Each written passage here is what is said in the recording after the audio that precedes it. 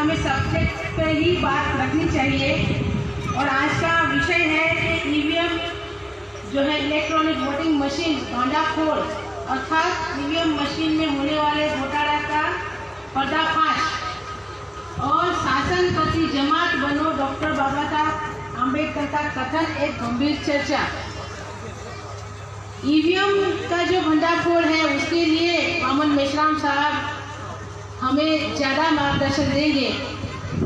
और आज के दिन हम सब यहाँ पर उपस्थित हुए हैं तो मैं जिनके कारण आज आपके सामने खड़ी हूँ उस महान विश्व रत्न महामानव बाबा साहब आम्बेडकर को कोटि कोटि मेरा वंदन। और मैं अपनी वाणी को आगे बढ़ाऊं उससे पहले हम सभी लोग पुरुष लोग कहते हैं और महिलाएं भी कहती हैं और एक कहावत भी प्रचलित है कि एक सफल पुरुष के पीछे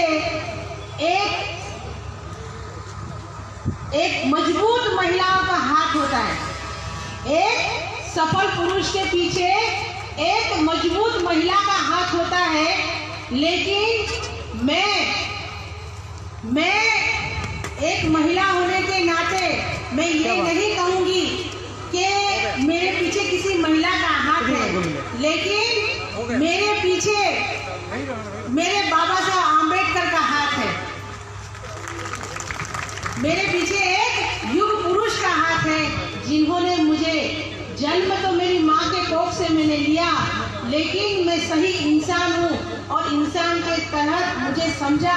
ऐसे महान मानव बाबा साहब आम्बेडकर की 132वीं जयंती के अवसर पर हम लोग यहाँ पर इकट्ठा हुए हैं। रुतबा मेरे सर को तेरे संविधान से मिला, रुतबा मेरे सर को तेरे संविधान से मिला, ये सम्मान भी मुझे तेरे संविधान से मिला। औरों को तो जो मिला है वो मुकद्दर से मिला होगा, हमें तो मुकद्दर भी मिला तो तेरे संविधान से मिला। हम लोग यहाँ पर बाबा साहब आम्बेडकर की ही ये जो सभा है उसके कारण हम लोग यहाँ पर इकट्ठा हुए हैं, लेकिन एक नाम और भी है जो पूरे भारत के अंदर घर घर तक पहुंचाने वाले वामन मेश्राम साहब के कारण भी हम लोग यहाँ पर इकट्ठा हुए हैं। मैं वामन मेश्राम साहब का भी धन्यवाद करती हूँ कि हम सोई हुई कौम जो है उसको इकट्ठा करने का काम आप कर रहे हो मेश्राम साहब। हम लोग यहाँ पर जो सब्जेक्ट है ईवीएम का, ईवीएम के भांडाफोड़ यात्रा जो शुरू हो चुकी है अभी पूरे भारत के अंदर, पहली परिवर्तन यात्रा कश्मीर से कन्याकुमारी तक की थी। तभी ये जो शासन करती है भारत के अंदर, जो शासनकर्ता लोग हैं, बीजेपी के लोग हैं और कांग्रेस के लोग हैं, उस वक्त भी हमारी ईवीएम की यात्रा जो है उसको रोकने के लिए तब भी वो लोग एक वायरस लेकर आए थे और उस वायरस का नाम था कोरोना। और उस कोरोना के माध्यम से हमको 40 दिन तक पूरे भारत को नहीं लेकिन पूरे विश्व को बंद कर दिया था, घरों के अंदर मजबूर कर दिया था हमको। लेकिन फिर भी हम लोगों ने बीड़ा उठाया है कि हम लोगों को कितना भी आप लोग घर के अंदर कैद करोगे, लेकिन मेश्राम साहब ने बीड़ा उठाया है कि मैं हमारी सोई हुई जो जनता है, जिनको जागरूकता नहीं है, जिनको मालूम नहीं है, उनको उनके घर घर तक जाकर ईवीएम के बारे में जानकारी दूंगा। और फिर से ईवीएम की भांडाफोड़ परिवर्तन यात्रा वामन मेश्राम ने निकाली हुई है। इस संदर्भ में हम लोग यहाँ पर इकट्ठा हुए हैं। ये जो ईवीएम है वो आज की मनुस्मृति है भाइयों तथा बहनों। भाई ने कहा ना कि ये ईवीएम जो है तोते की जान है, जो सत्ता वाले हैं राजा के तोते की जान है उसके अंदर।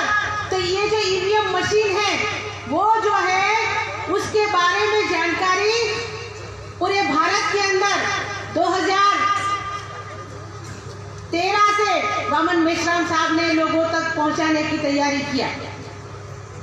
8 अक्टूबर 2013 को सुप्रीम कोर्ट का चुकादा आया कि इसके अंदर घोटाले होते हैं, लेकिन इसके अंदर बहुत सारे घोटाले हो रहे हैं, लेकिन कोई भी मानने को तैयार नहीं था। न तो कोई क्षेत्रीय पार्टी मानने को तैयार थी, न ही कोई नेशनल लेवल की पार्टी मानने के लिए तैयार थी। लेकिन वामन मेश्राम ने, हमारे मेश्राम साहब ने सुप्रीम कोर्ट में जाकर चैलेंज दिया। चैलेंज देने के बाद ईवीएम मशीन के अंदर जो काउंटिंग नहीं होता है, इसीलिए वामन मेश्राम साहब ने कहा कि आप लोग पर्चे से जो काउंटिंग नहीं कर रहे हो, इसके लिए एक मशीन लगवाइए, और उस मशीन का नाम है वीवीपीएटी मशीन। और वो केस मेश्राम साहब 27 अप्रैल 2017 को जीत गए। भारत के अंदर सुप्रीम कोर्ट से सारे लोग डरते हैं, लेकिन चुनाव आयोग को अगर किसी ने जवाब दिया है तो वामन मेश्राम साहब ने दिया है। मेश्राम साहब कहते हैं आप लोग चुनाव लड़ो, आप लोग चुनाव लड़ो, मैं चुनाव आयोग से लड़ता हूँ।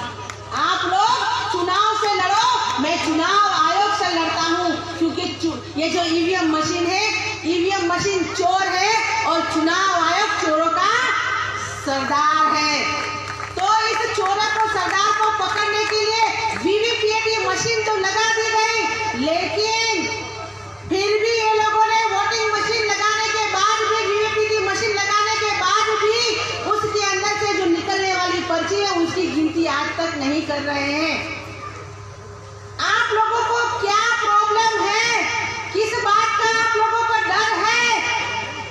अगर मशीन से गिनती नहीं करवाते हो, इसका मतलब आप लोग चोर हैं।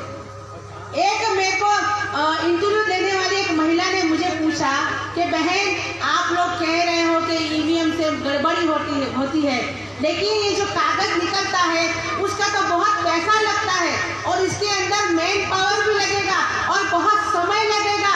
सरकार के पास इतने पैसे नहीं है, और पता नहीं इन लोगों को, चुनाव आयोग को किस बात की जल्दी रहती है।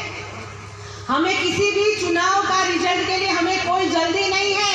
आप ऐसे भी चुनाव का रिजल्ट आने के लिए एक महीना लेते हो, तो 31 दिन और ले लो। हमको पारदर्शी, हमको चुनाव का रिजल्ट चाहिए।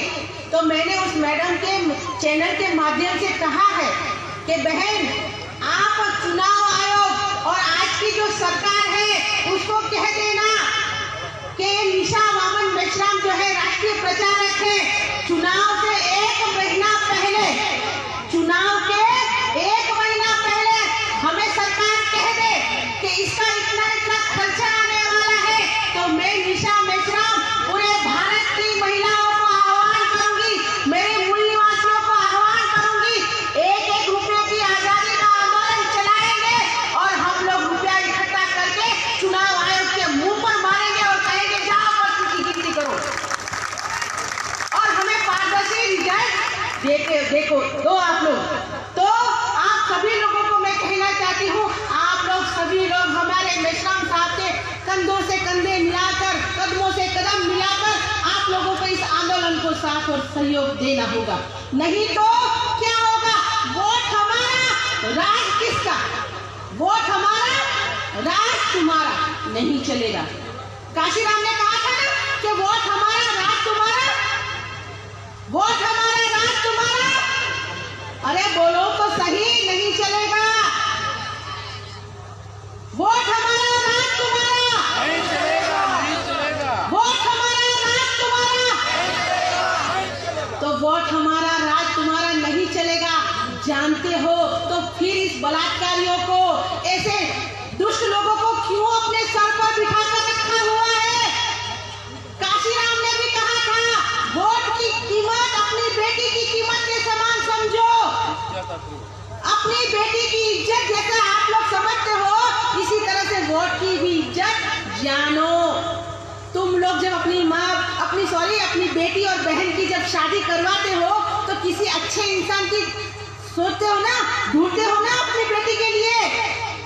तो जब अपनी बेटी के लिए ईमानदार और अच्छा कमाता हुआ लड़का ढूंढते हो, तो फिर जब शासन करने के लिए किसी राजा को ढूंढते हो, तो बलात्कारी, मूर्ख, अनपढ़ों को क्यों ढूंढ रहे हो? क्यों ढूंढते हो? जिसको 8वीं कक्षा के अंदर पढ़ने के लिए बाद 8वीं कक्षा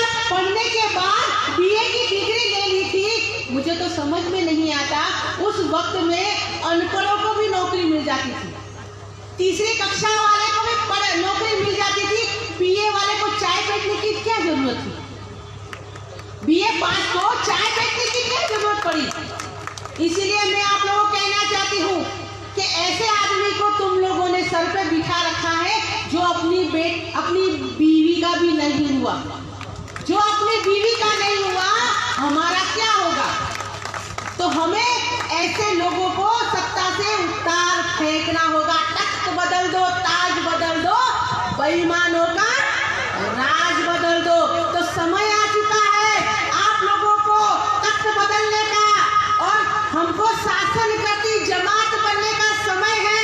और बाबा साहब अम्बेडकर ने कहा था, जाओ अपने घर की दीवारों पे लिख दो, जाओ अपने घर की दीवारों पे लिख दो, हमें इस देश की शासन करती जमात बनना है। लेकिन मेरे प्यारे भोले भाले लोगों ने क्या लिख दिया, हमारी बहनों ने अपने घर के दीवारों पर क्या लिख दिया, लाभ और शुभ लाभ लिख लिया।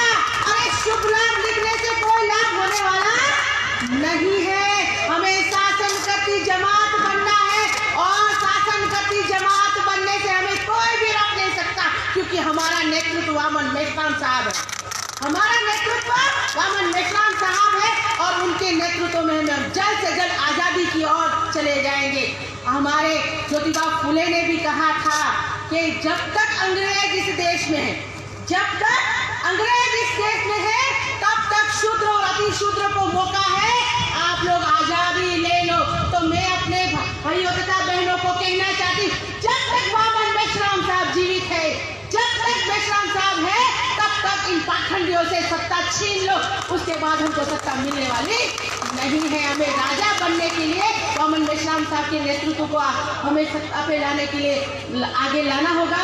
भाइयों तथा बहनों, एक बात कहकर अपनी वाणी को विराम दूंगी। आप लोग कहते हो कि वोट जो है हमारे हाथ में नहीं है। आपको पता है बाबा साहब अम्बेडकर ने अपने चार बच्चों को, अपने चार बच्चों को, अपनी आंखों के तारों को अपनी नजरों के सामने मरते हुए देखा था। यहाँ पर कौन सी ऐसी माँ है, कौन सा ऐसा बाप है, कौन सा ऐसा भाई है जो अपने बच्चों को मरते हुए देखना चाहता है। देखना चाहोगे? अपना बच्चा बीमार होगा तो तुरंत हॉस्पिटल में जाओगे, अरे इतनी बड़ी रैली है, चलो कार्यक्रम में चलते हैं। बेटा बीमार है तो कोई महिला अपने घर से निकलेगी नहीं, अरे जाओ ऐसी रैलियां तो होती रहेगी, मुझे अपने बच्चों को पहले अस्पताल लेके जाए। लेकिन बाबा साहब अम्बेडकर ने कहा, नहीं, मेरा बच्चा अगर मर जाता है तो मरने दे, क्योंकि मेरा एक बच्चा मर जाएगा, मुझे 85% समाज के बच्चों के लिए अपने बच्चों को कुर्बान करना होगा। और हमारा पढ़ा लिखा वर्ग आज क्या करता है, मैं उनको पूछती हूँ, भाई कितना पढ़ा हो, कितने पढ़े लिखे हो, तो बोलता है पैसे नहीं थे इसीलिए नहीं पढ़ा, पैसा नहीं था इसीलिए नहीं पढ़ा। लेकिन उसके मुंह में देखो तो इतना गुटखा, और क्या बोलते हैं, तुम्हारा वो मसाला मावा खा पिचकारी मार देते हो, 3 रुपए का, 4 रुपए का, 5 रुपए का पता नहीं थूक देते हो, तो वो थूका हुआ तुम्हारा कोई काम में आने वाला नहीं है। बाबा साहब अम्बेडकर ने कहा था, थोड़े दिन झुककर मुझे पढ़ लो, मेरे संविधान को थोड़े दिन झुककर पढ़ लो, कभी भी तुम्हें जिंदगी में कहीं झुकने नहीं दूंगा। एक बार झुककर मेरा संविधान पढ़ लो, तुम्हें कहीं झुकने का अवसर नहीं दूंगा। तो इतना बड़ा बाबा साहब का संविधान है, क्यों झुके हुए बैठे हुए, उठो जागो और हमारे मेश्राम साहब की ताकत बनो, और हमें सत्ता पर आने के लिए हमें कोई रोक सकता नहीं है। आप लोगों ने मुझे सुना और बोलने का मौका दिया, इसलिए धन्यवाद। जय भीम, जय भारत।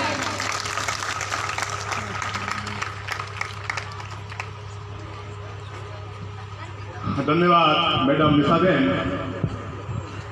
હવે પછી હું વિનંતી કરીશ ગુજરાત બીએમપી ઉપાધ્યક્ષ માન્ય બીકે કન્યા સાહેબ, રાષ્ટ્રીય કાર્યકારી અધ્યક્ષ માન્ય કન્યા સાહેબ,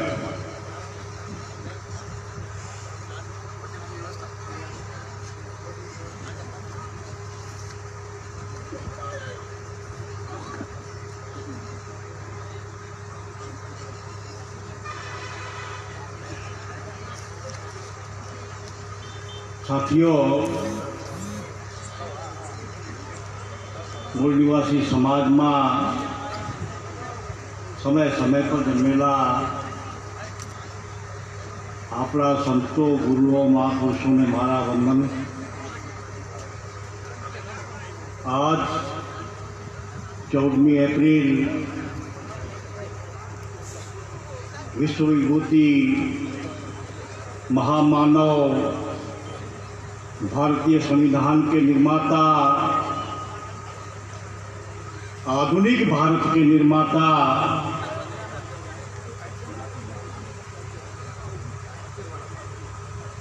महामानव डॉक्टर बाबा साहब अम्बेडकर ने हमारा कोटि कोटि वंदन। आज 132वीं जन्म जयंती के उपलक्ष्य में आप सभी साथियों को मेरी हार्दिक शुभेच्छाएं। साथियों, बाबा साहब अम्बेडकर की जन्म जयंती के उपलक्ष्य में आज कच्छ जिले के धरती पर नखत्रा तहसील में महाप्रबोधन महासम्मेलन जब बुलाया गया है। इस सम्मेलन की अध्यक्षता करते आदरणीय वामन मेश्राम साहब वामसेठ एवं भारत मुक्ति मोर्चा के राष्ट्रीय अध्यक्ष है और वामसेठ की 86 विंग्स है। उन विंगों का भी नेतृत्व मार्गदर्शन आदरणीय वामन मेश्राम साहब करते हैं। साथियों, आज इस सम्मेलन में, इस सभा में, इस महाप्रबोधन में जो विषय रखा गया है उस विषय पर ही चर्चा करेंगे, क्योंकि समय कम है। हमें नेतृत्व से मार्गदर्शन भी लेना है, तो थोड़ी बात मैं रखूंगा। तो साथियों, बाबा साहब अम्बेडकर ने उस समय कहा था कि जाओ अपनी घर की दीवारों के ऊपर लिख दो कि हम लोग इस देश की शासन करती जमात बना। ना हमारे पास कोई घर था, ना कोई दीवारें थी, ना हमारे पास कोई संपत्ति थी। साथियों, उस समय में बाबा साहब अम्बेडकर के साथ अधिकार वंचित लोगों ने बाबा साहब को समर्थन दिया, बाबा साहब के आंदोलन को सफल बनाया। बाबा साहब अम्बेडकर ने अधिकार वंचित लोगों को अधिकार संपन्न बनाया। देश का संविधान बनाकर उन संविधान में अधिकार वंचितों को अधिकार संपन्न बनाया। उन अधिकारों में संपत्ति धारण करने का अधिकार, लिखने का, पढ़ने का अधिकार, साथियों व्यापार उद्योग करने का अधिकार, कई सारे अधिकार बाबा साहब ने हमको दिया। तो इस संदर्भ में इस बात को लेकर हमारे लोग जागरूक हुए, हमारे लोग चुनकर गए संविधान सभा में। संविधान सभा में चुनकर जाने के बाद संविधान हमें मिला। उसी दिन से ये कांग्रेस के लोग, ये आरएसएस के लोगों ने संविधान को डैमेज करने का काम, उसको नष्ट करने का काम उसी दिन से शुरू किया। उसी दिन से योजना बनाई कि आने वाले दिनों में ये लोग शासन करती जमात बनेंगे। साथियों, ये चलते चलते वामसेठ का निर्माण होता है। वामसेठ संगठन के निर्माण होने से इस देश में प्रबोधन कार्य शुरू हुआ। साथियों, ये लंबा इतिहास है, समय नहीं है। ये कैडर कैंपों में ये जानकारी दी जाती है। तो ये संक्षिप्त कहूँ, बामसेट के माध्यम से जो इस देश में आंदोलन खड़ा हुआ, उस आंदोलन से ये दुश्मन लोग घबराए हुए हैं, डरे हुए हैं। आज हम लोग शासन करती जमात की ओर आगे बढ़ रहे हैं।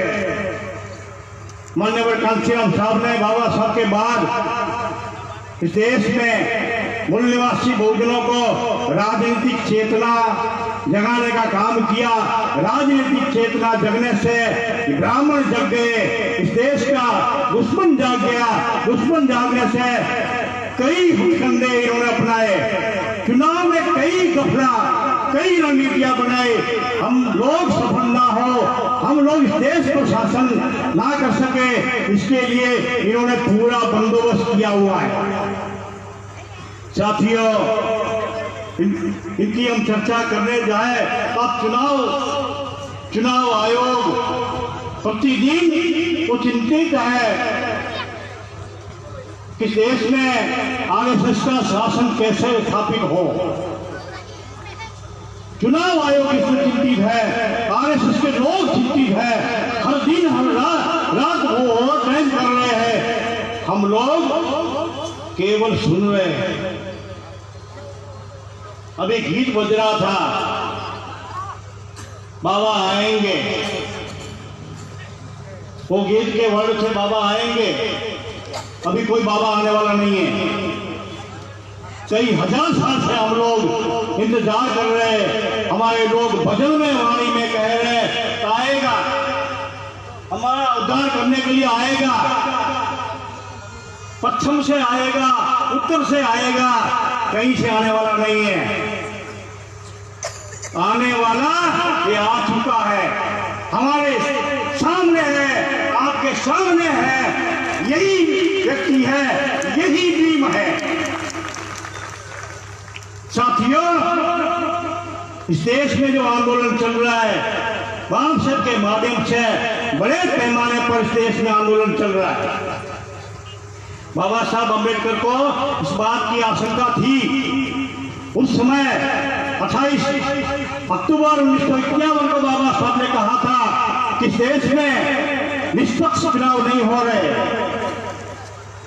इस देश की चुनाव व्यवस्था में कांग्रेस के लोगों को उद्योगपति लोग समर्थन कर रहे हैं, उनके पैसों से चुनाव लड़ा जा रहा है। साथियों, चुनाव आयोग ये पार्टी को उद्योगपति खरीद रहे।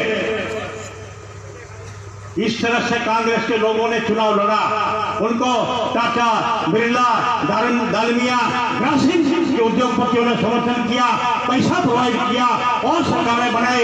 इस बात का आशंका बाबा साहब को थी। बाबा साहब ने 28 अक्टूबर 1951 को बात को कहा, आलोचना की। साथियों, चुनाव में गड़बड़ी आज से नहीं हो रही, उसी समय से हो रही है। जो उस समय चुनाव में गड़बड़ी नहीं होती तो बाबा साहब के समय में हम लोग उस देश के शासक बन जाते। साथियों, उस समय इतने कार्यकर्ता भी सक्षम नहीं थे, इतने केडर नहीं थे। आज बामसेट के माध्यम से आदरणीय वामन मेश्राम साहब के नेतृत्व में इतने बड़े केडर है। सतर्क, सावधान, मजबूत, पढ़े लिखे नौजवान आज संगठन में उपस्थित है। इस आंदोलन को चलाने वाले, आंदोलन को समर्थन करने वाले, गांव तक, जिले तक घूमने वाले, नेतृत्व करने वाले व्यक्ति है। ऐसे कई वामन मेश्राम पैदा कर दिया है। इस चीज को आरएसएस के लोग देख रहे हैं, सोच रहे हैं। आने वाले दिनों में हम लोग सफल हो रहे हैं, हम सफल होने वाले हैं। दुनिया की ताकत इसको रोक नहीं सकती। साथियों, आरएसएस के लोगों ने, आरएसएस की सरकार ने रोकने का काम किया, हरियाणा रोहतक में रोकने का काम किया, डीएनए परिषद में डिस्टर्ब करने का काम किया। ये 11 अप्रैल को कार्यक्रम हुआ, ओबीसी सुधार का जो कार्यक्रम हुआ, हरियाणा में जो कार्यक्रम हुआ वो ऐतिहासिक कार्यक्रम है। इस कार्यक्रम से ARSS के लोग, मनुवादी लोग, ये ब्राह्मणवादी लोग घबराए हुए हैं। ये 11 तारीख के कार्यक्रम को रोकने का भी काम उन्होंने किया, कई आवेदन पत्र दिए, पुतला जलाने का काम भी इन्होंने किया। साथियों, हम लोग डरने वाले नहीं हैं। आज इस देश में ब्राह्मण डरा हुआ है, मनुवादी ताकतें डरी हुई है, हम लोग आगे बढ़ रहे हैं। जैसे आदरणीय हेमंत मिश्रा साहब ने चैलेंज किया, रोकने का काम किया, आर्टिकल 19 का उल्लंघन करने का काम ये मनुवादी लोग कर रहे हैं। जब चैलेंज किया नागपुर में जाने का, नागपुर के RSS के मुख्यालय पर जाने का ऐलान हुआ, 1 लाख लोगों का ऐलान था, 3 लाख लोग हम लोग गए, वहां अरेस्ट हुए, RSS के लोग भाग गए। RSS का मुखिया, जानवरों का डॉक्टर मोहन भागवत गुम दौड़ा के भाग गया। डरा हुआ आदमी, डरे हुए लोग इस देश का भविष्य नहीं बना सकते, इस देश को न्याय नहीं दे सकते, डरे हुए लोग हैं। साथियों, ये डरा हुआ प्रधानमंत्री इस देश को बेचने का काम कर रहा है। ये देश के लूटने का काम ये लोग कर रहे हैं। साथियों, चुनाव आयोग के माध्यम से चुनाव में गड़बड़ी करके कई प्रकार के हथकंडे अपना रहे हैं। जैसे बूथ कैप्चरिंग होता है, ईवीएम में गड़बड़ी करते हैं। हमने चुनाव लड़वाया, कई जगह सील टूटे हुए थे, लोगों ने कंप्लेंट किया, कंप्लेंट सुनने के लिए कोई कलेक्टर तैयार नहीं है। पूरे देश में ये हाल है। साथियों, इनका बंदोबस्त करने के लिए आदरणीय हेमंत मिश्रा साहब ने ईवीएम भंडाफोड़ यात्रा भाग 2 कन्याकुमारी से प्रारंभ किया। इसको रोकने का काम भी ये सरकार ने किया, RSS की सरकार ने ये रोकने का काम किया। लेकिन इस देश में ये माहौल बना हुआ है, इस देश में चर्चा है, बड़े पैमाने पर चर्चा है, इस देश में ईवीएम बंद होना चाहिए। ये चर्चा इतने बड़े पैमाने पर चर्चा है, कांग्रेस के लोगों को, समाजवादी पार्टी के लोगों को, एनसीपी के लोगों को, जितनी क्षेत्रीय पार्टियां हैं उन सभी नेताओं को प्रेशर आ गया, उनकी मजबूरी हो गई। दिल्ली में वो लोग इकट्ठा होकर ईवीएम के बारे में चर्चा करने लगे। चर्चा करना उनकी मजबूरी हो गई। इसका मतलब हम आज की तारीख में सफल आंदोलन चला रहे हैं।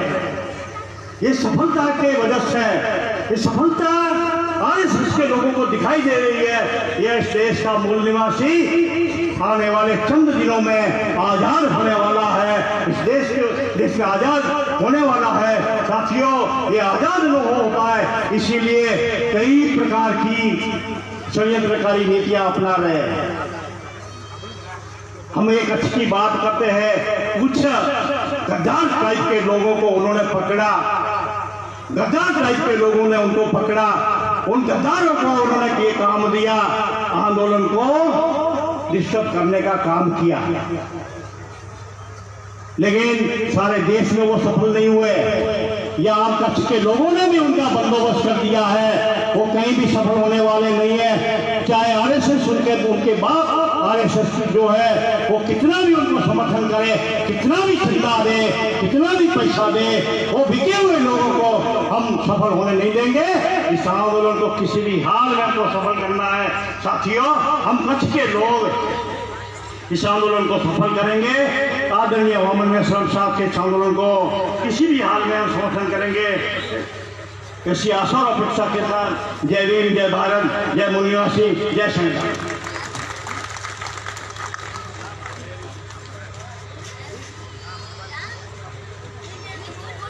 धन्यवाद माननीय कन्या साहब। साथियों, बाबा साहेबની 132મી જન્મ જયંતિનો કાર્યક્રમ જે આપ અહીં ઉપસ્થિત છો, આજના વિષયનું કન્ક્લુડિંગ કરવા માન્ય રાષ્ટ્રીય અધ્યક્ષ વામસાહેબ અને ભારત મુક્તિ મોરચાના માન્ય મોહમ્મદ મેસરામ સાહેબ કરવા જઈ રહ્યા છે. જ્યારે આ સાહેબ આપણું ભાષણ કરશે એ પહેલાં કોઈ પણ વ્યક્તિને જો આંદોલન નિર્માણ નિધિ આપી હોય તો સાહેબને રૂબરૂ આપી જવા હું વિનંતી કરીશ. એમના પછી સાહેબ પોતાનું વક્તવ્ય આપશે. એમના પછી દરેક સાથીઓનું જમવાનું આપણે અહીં વ્યવસ્થા કરેલી છે. તો જે દૂર દરાજથી આપણા જે મિત્રો આવેલા છે, માતાઓ બહેનો વડીલો, એમના માટે આપણે ભોજનની વ્યવસ્થા અહીં કરેલી છે. તો ભોજન લીધા પછી આપણે સૌ શાંતિથી આપણા ગંતવ્ય આપણા ઘર સુધી પહોંચશું.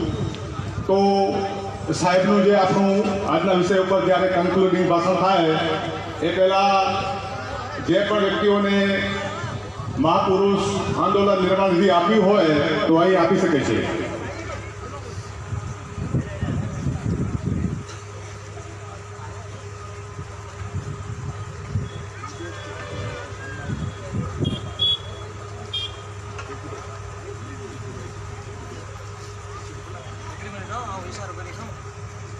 આપણા મસ્કત અને દુબઈ વસતા જે ભાઈઓ છે એમને ત્યાંથી 8,000 રૂપિયા એકત્રિત કરેલા છે. જે વીરજીભાઈ કુરેચા માન્ય મેસરામ સાહેબને રૂબરૂ આપશે. વીરજીભાઈ કુરેચા, જલ્દી આવી જાઓ, જલ્દી. જે પણ સાથી મિત્રોને આપવું હોય તો જલ્દીથી આવશો, ડાયસ ઉપર આવશો.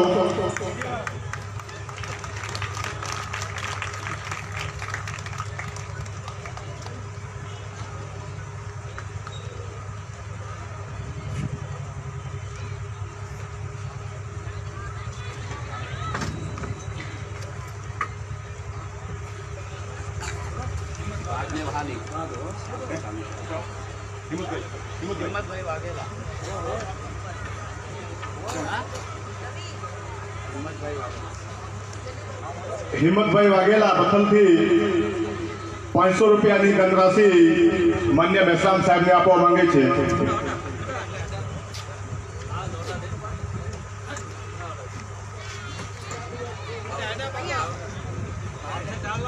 હિંમતભાઈ વાઘેલા જલ્દીથી.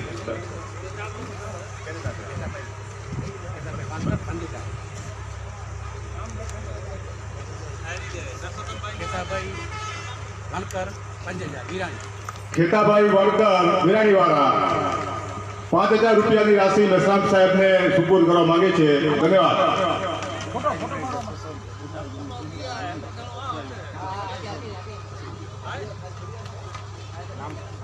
ડુમરા યુનિટ તરફથી 600 રૂપિયા મેસરામ સાહેબને રાશિ અર્પણ કરવા માંગે છે. ધન્યવાદ.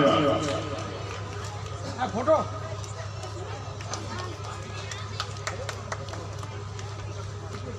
કોઈ પણ સાથી મિત્રને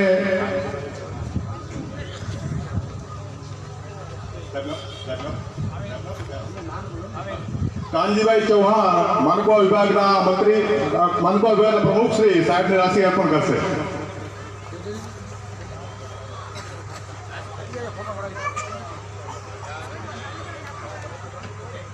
આમ જુઓ.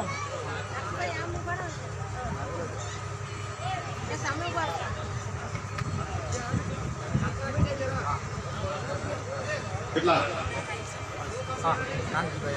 નાનજીભાઈ આઠુ અય્યરના 500 રૂપિયાની ધનરાશિ માન્ય મેસરામ સાહેબને આપશે. ધન્યવાદ.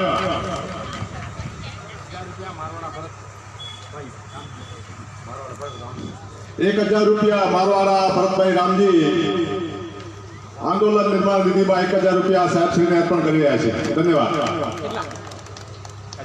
1,000 રૂપિયા નથુભાઈ વાઘેલા વિગોડીના માજી સરપંચ શ્રી 1,000 રૂપિયા ધનરાશિ અર્પણ કરી રહ્યા છે. ધન્યવાદ.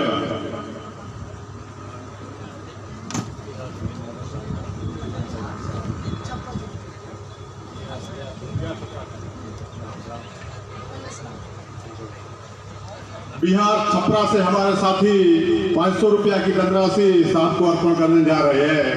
रमेश राम जी.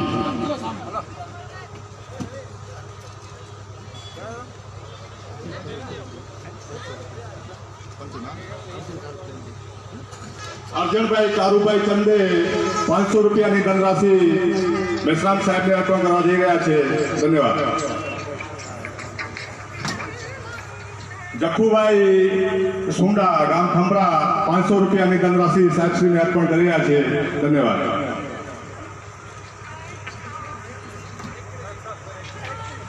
મિત્રો કોઈને આપ્યું હોય તો જલ્દી કરશો. એમના પછી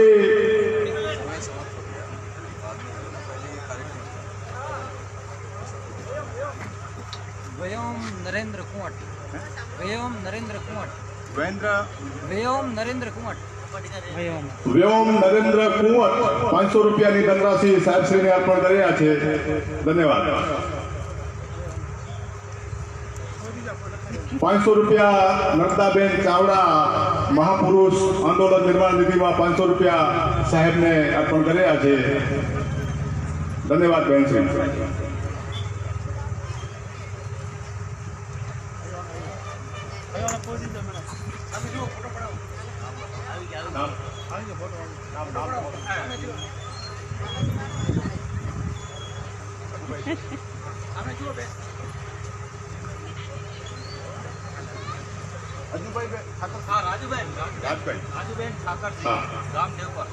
રાજુબેન ઠાકરસિંહ તરફથી દેવપરના 1000 રૂપિયાની ધનરાશિ સાહેબશ્રીને અર્પણ કરવામાં આવી. ધન્યવાદ.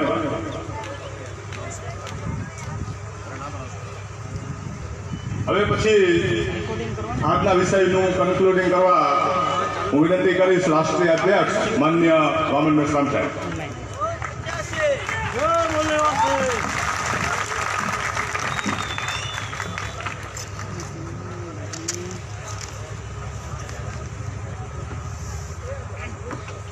साथियों,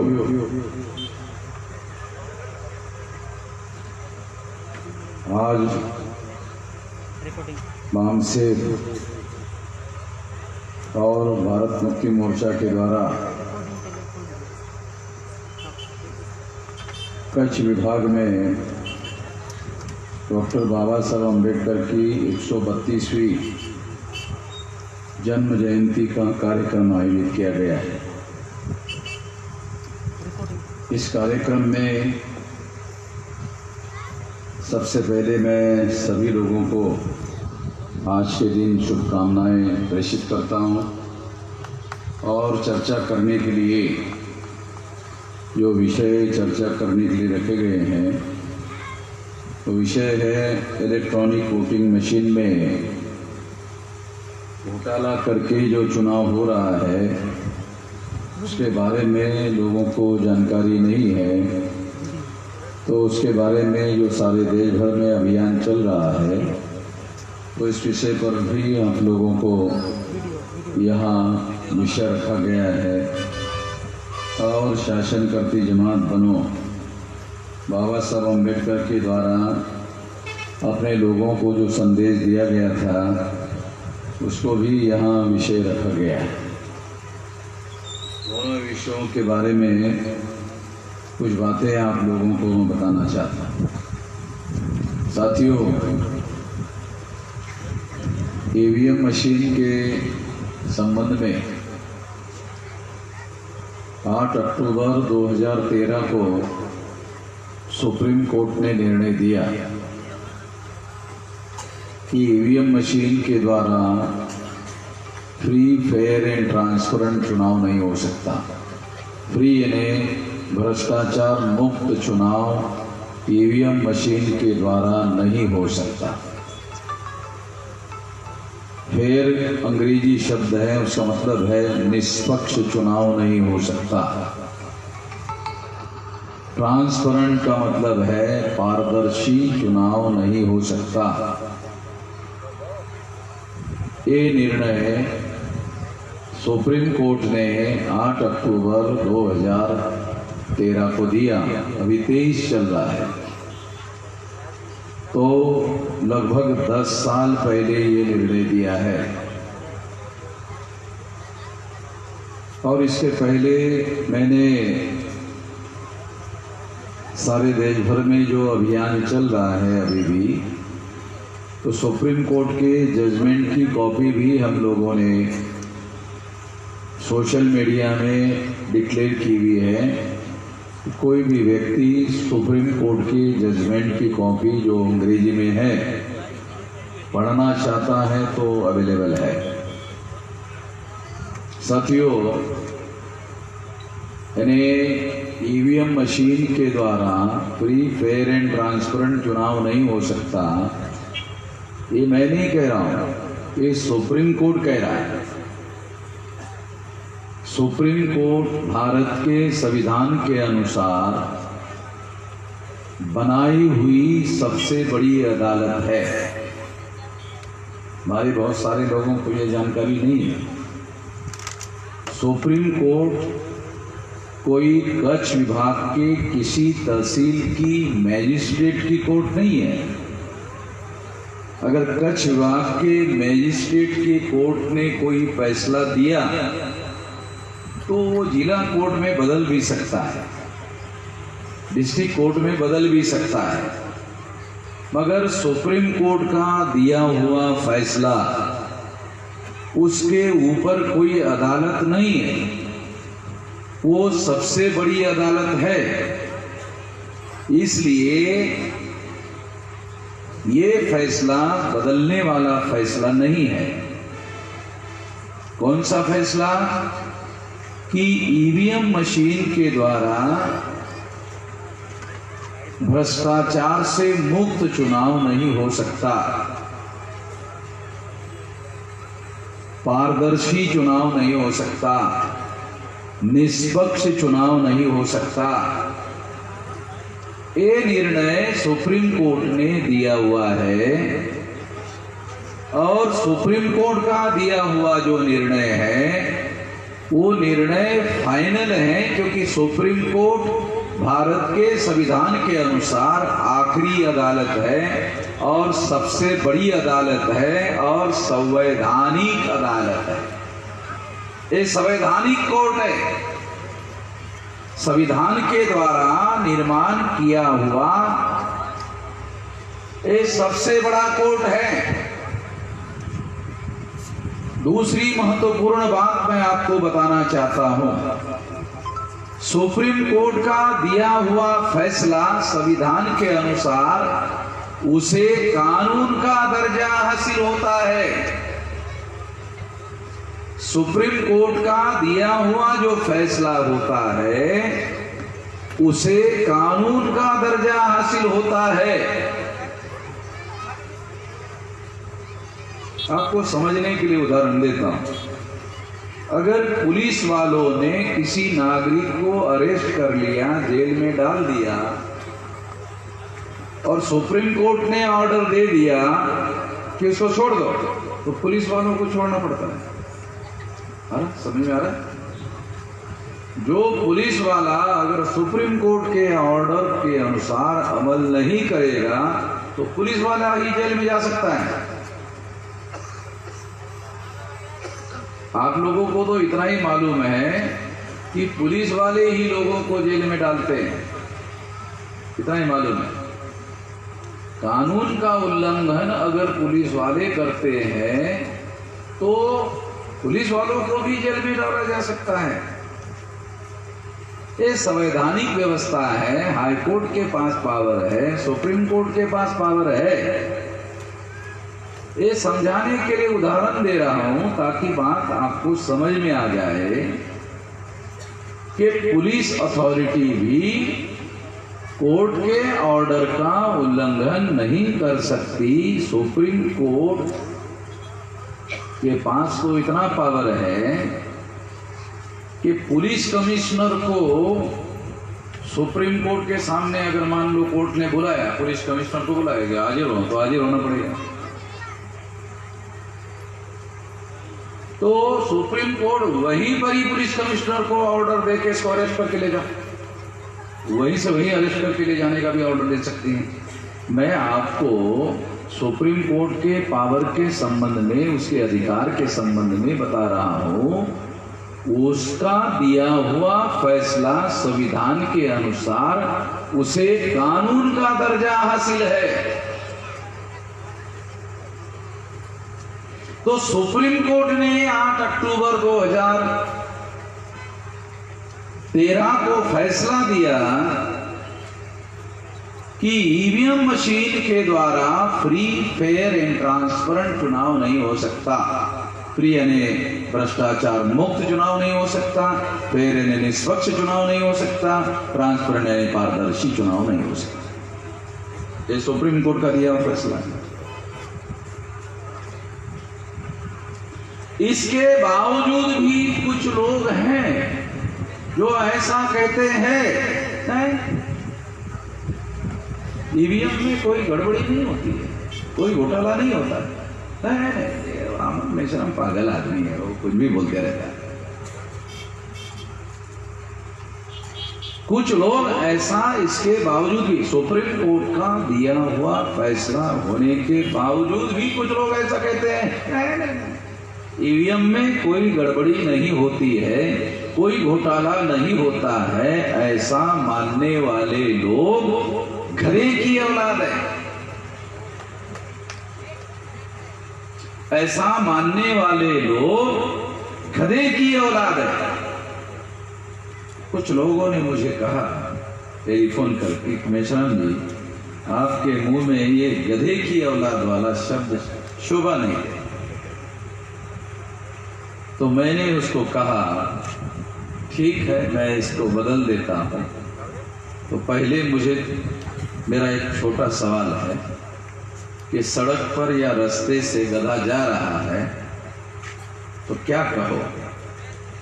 पहले तुम बताओ, फिर उसके बाद मैं इसमें सुधार करता हूं कि गधा जा रहा है, बताओ इसको।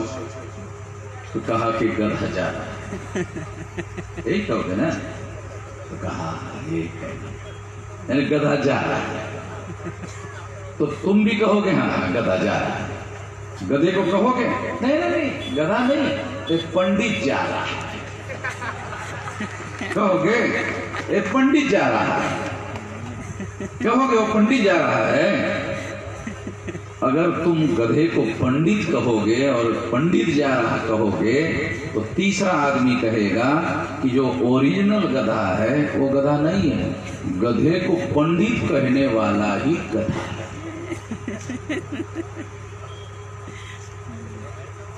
फिर उसने कहा कि नहीं आप कह सकते हैं, जो आप कह रहे हो तो मैं तो गधे को ही गधा कह रहा हूं, मैं गधे को पंडित नहीं कह रहा हूं। सुप्रीम कोर्ट भारत के संविधान का निर्माण किया हुआ कोर्ट है, ये मेरा निर्माण किया हुआ नहीं है। सुप्रीम कोर्ट ने ये फैसला दिया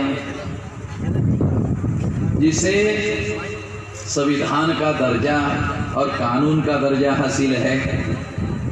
अगर उसे कानून का दर्जा हासिल है तो इसका मतलब ये है कि निश्चित रूप से सुप्रीम कोर्ट कह रहा है वो सही है। कुछ लोग और एक बात कहते हैं, मैं आप लोगों को वो सारी बातों के बारे में बता देना चाहता हूं। ईवीएम मशीन के बारे में भारत में जिस किसी के पास भी कोई भी सवाल है, हर सवाल का जवाब मेरे पास है। तो किसी के पास नहीं, मेरे पास है। अगर किसी के पास भी कोई भी सवाल है तो सारे सवालों के जवाब मेरे पास है। कुछ लोग ऐसा कहते हैं, देखो ये भी बात आप लोग अखबारों में पढ़ते हैं कि अभी सेंट्रल में बीजेपी की सरकार है, कई राज्यों में बीजेपी की सरकार है, इसके बावजूद भी बीजेपी चुनाव हार जाती है, ईवीएम मशीन के ऊपर हार जाती है और बीजेपी के विरोध वाली सरकार आ जाती है। तो आप क्या कहोगे? ईवीएम में गड़बड़ी होती है? मुझे एक पत्रकार ने पूछा तो मैंने उसको कहा, मान्यवर आप पत्रकार हो, आपको पता है सुप्रीम कोर्ट कोई पार्टी नहीं है, कांग्रेस पार्टी है, बीजेपी पार्टी है, तृणमूल कांग्रेस है, राष्ट्रवादी कांग्रेस है, ये तो पार्टी है ना। एक पार्टी हार रही है, दूसरी पार्टी जीत रही है। सुप्रीम कोर्ट पार्टी है, सुप्रीम कोर्ट पार्टी है? सुप्रीम कोर्ट तो पार्टी नहीं है ना।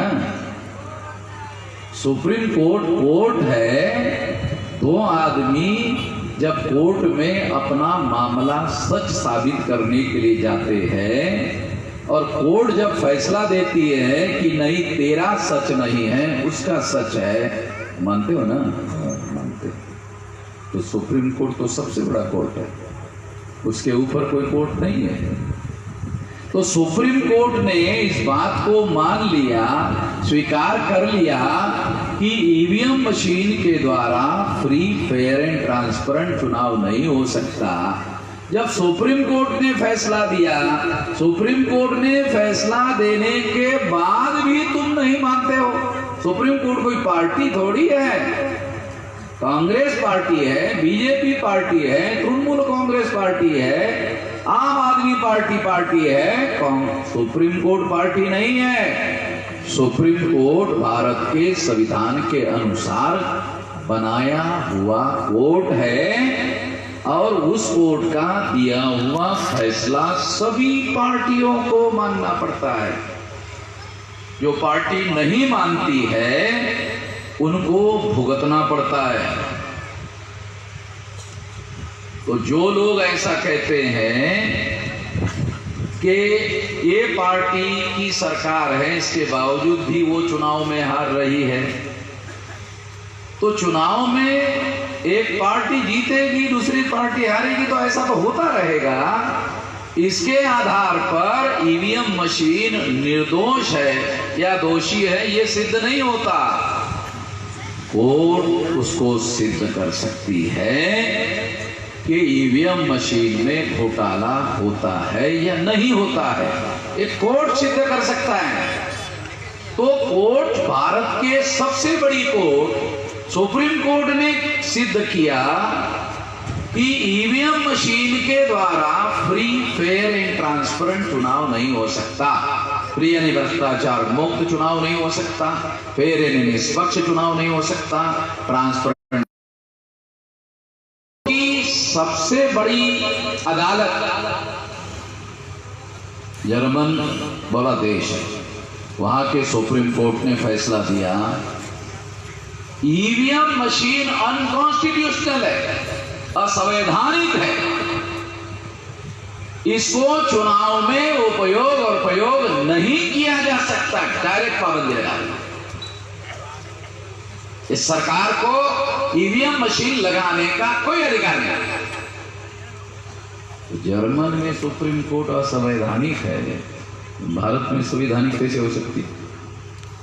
ईवीएम मशीन की टेक्नोलॉजी सारी दुनिया में एक ही है। अमेरिका दुनिया में सबसे बड़ी टेक्नोलॉजी वाला देश है, इनसे चुनाव नहीं करवाते हैं। सबसे ज्यादा एडवांस कंट्री अमेरिका है, वो भी अपने देश में ईवीएम मशीन से चुनाव नहीं करवाते हैं। यूरोप में नहीं होता है। वहां अमेरिका में कितने पढ़े लिखे लोग हैं? अमेरिका में कितने पढ़े लिखे लोग हैं? 100% पढ़े लिखे लोग। अपने देश में कितने पढ़े लिखे लोग हैं?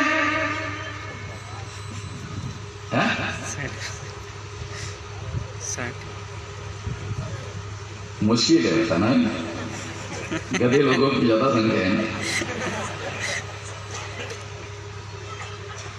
जिस देश में पढ़े लिखे लोगों की संख्या ज्यादा नहीं है, उस देश में टेक्नोलॉजी वाली मशीन लाना कितनी धोखेबाजी है। आ रहा समझ में आ रहा कितनी बड़ी धोखेबाजी है। जिस देश में अभी पढ़े लिखे लोग पूरे नहीं हैं और जो पढ़े लिखे हैं उनको भी ईवीएम समझ में नहीं आता, जो पढ़े लिखे हैं उनको भी ईवीएम समझ में नहीं आता,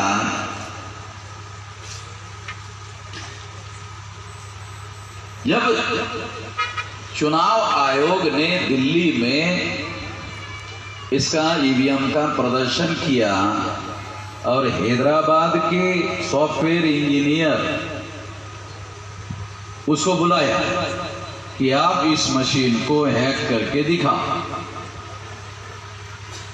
हैदराबाद के जो इंजीनियर हैं उसको बुलाया, वो आया। सब लोगों के सामने, पत्रकारों के सामने की बात बता, इसका वीडियो हमारे पास है। आया, चुनाव आयोग ने ईवीएम मशीन उसको दिया कि इसको हैक करके दिखाओ। तो उसने खोला, खोलने के बाद उसने कहा, मैं तो सोचता था कि इसको हैक करने के लिए 1 हफ्ते का समय लगेगा। पत्रकार लोग थे, मैं तो सोचता था कि 1 हफ्ते का समय लगेगा, 3 घंटे में कर देता। 3 घंटे में ही इस ईवीएम मशीन को हैक कर देता। चुनाव आयोग के कमिश्नर के सामने, चुनाव आयोग के कमिश्नर आ गए, हटो हटो हट जाओ, तो भगा दिया और पुलिस वालों को बुलाकर उसको अरेस्ट करा दिया।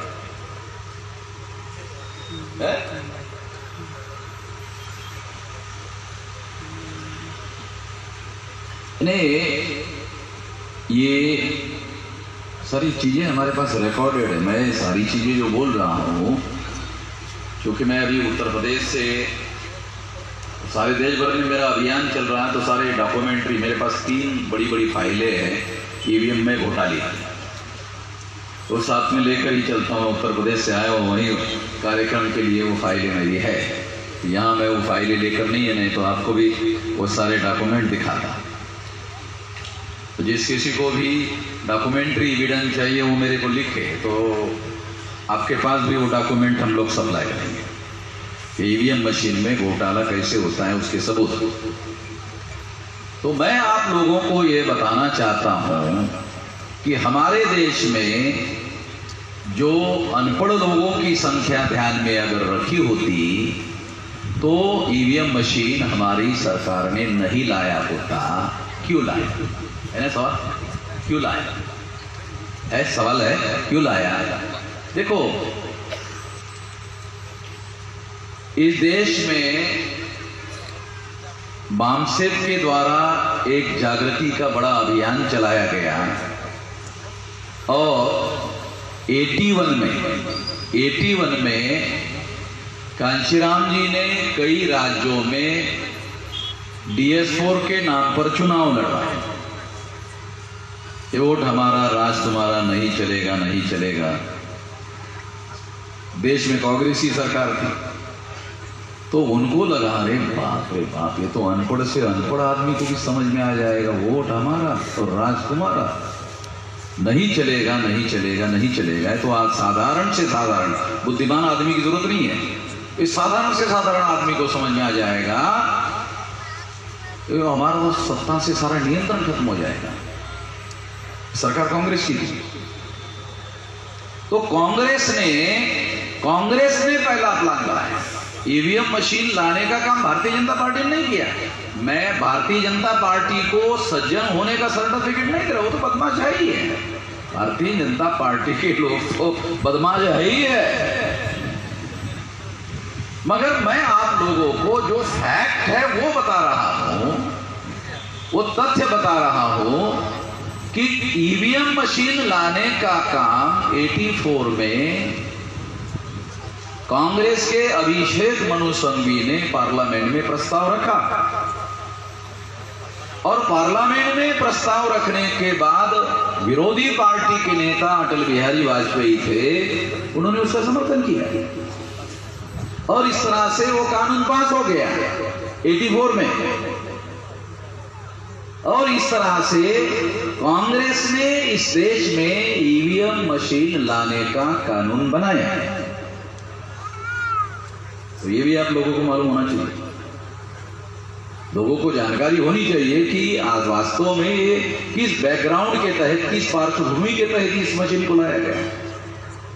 जब कांशीराम जी ने ये नारा लगाया, वोट हमारा और राज तुम्हारा, नहीं चलेगा, नहीं चलेगा, नहीं चलेगा, तब उनको डर पैदा हुआ कि ये तो वोट वाले लोगों की सरकार आ जाएगी, इसलिए इनको रोकना होगा। तो रोकने के लिए ईवीएम मशीन लाना होगा, वो टोकी चोरी करनी होगी। ईवीएम मशीन लाया गया और 2004 को सबसे पहले सारे देश भर में ईवीएम मशीन लागू किया गया। तो 2004 में कांग्रेस की सरकार आ गई। कांग्रेस को ही मालूम था ईवीएम में घोटाला कैसे किया जा सकता है। 2004 में कांग्रेस की सरकार आ गई। 2000 तक का रिकॉर्ड था, किसी भी पार्टी को सेंट्रल में पूर्ण बहुमत नहीं मिल रहा था। 2004 में कांग्रेस को बहुमत मिल गया, कांग्रेस ने सरकार बनाई। 2009 में कांग्रेस ने सरकार बनाई। 2000 तक किसी को भी बहुमत नहीं मिलता था। ईवीएम आते ही उन लोगों को बहुमत मिलना शुरू हो गया। 2004 में कांग्रेस की सरकार आई, 2009 में कांग्रेस की सरकार आई। 2004 में अटल बिहारी को हरवाया गया, 2009 में अडवाणी को हरवाया गया। तो अडवाणी जी ने कहा कि नहीं, ये मैं मानने वाला नहीं हूं, ये रिजल्ट मुझे मंजूर नहीं है। उन्होंने छानबीन की। डॉक्टर सुब्रमण्यम स्वामी और डॉक्टर जीवीएल नरसिंह राव को इस काम पर लगाया। उन्होंने सारे डॉक्यूमेंट्री इकट्ठा किए और डॉक्यूमेंट इकट्ठा करने के बाद में उन्होंने केस दायर किया हाईकोर्ट में। हाईकोर्ट, दिल्ली हाईकोर्ट ने रिजेक्ट किया। वो मामला सुप्रीम कोर्ट में गया और सुप्रीम कोर्ट ने सारे डॉक्यूमेंट छानबीन करने के बाद डॉक्टर सुब्रमण्यम स्वामी ने जो सबूत पेश किए थे, वो सारे सबूतों को छानबीन करने के बाद सुप्रीम कोर्ट ने 8 अक्टूबर 2013 को निर्णय दिया, ईवीएम मशीन के द्वारा फ्री, फेयर एंड ट्रांसपेरेंट चुनाव नहीं हो सकता।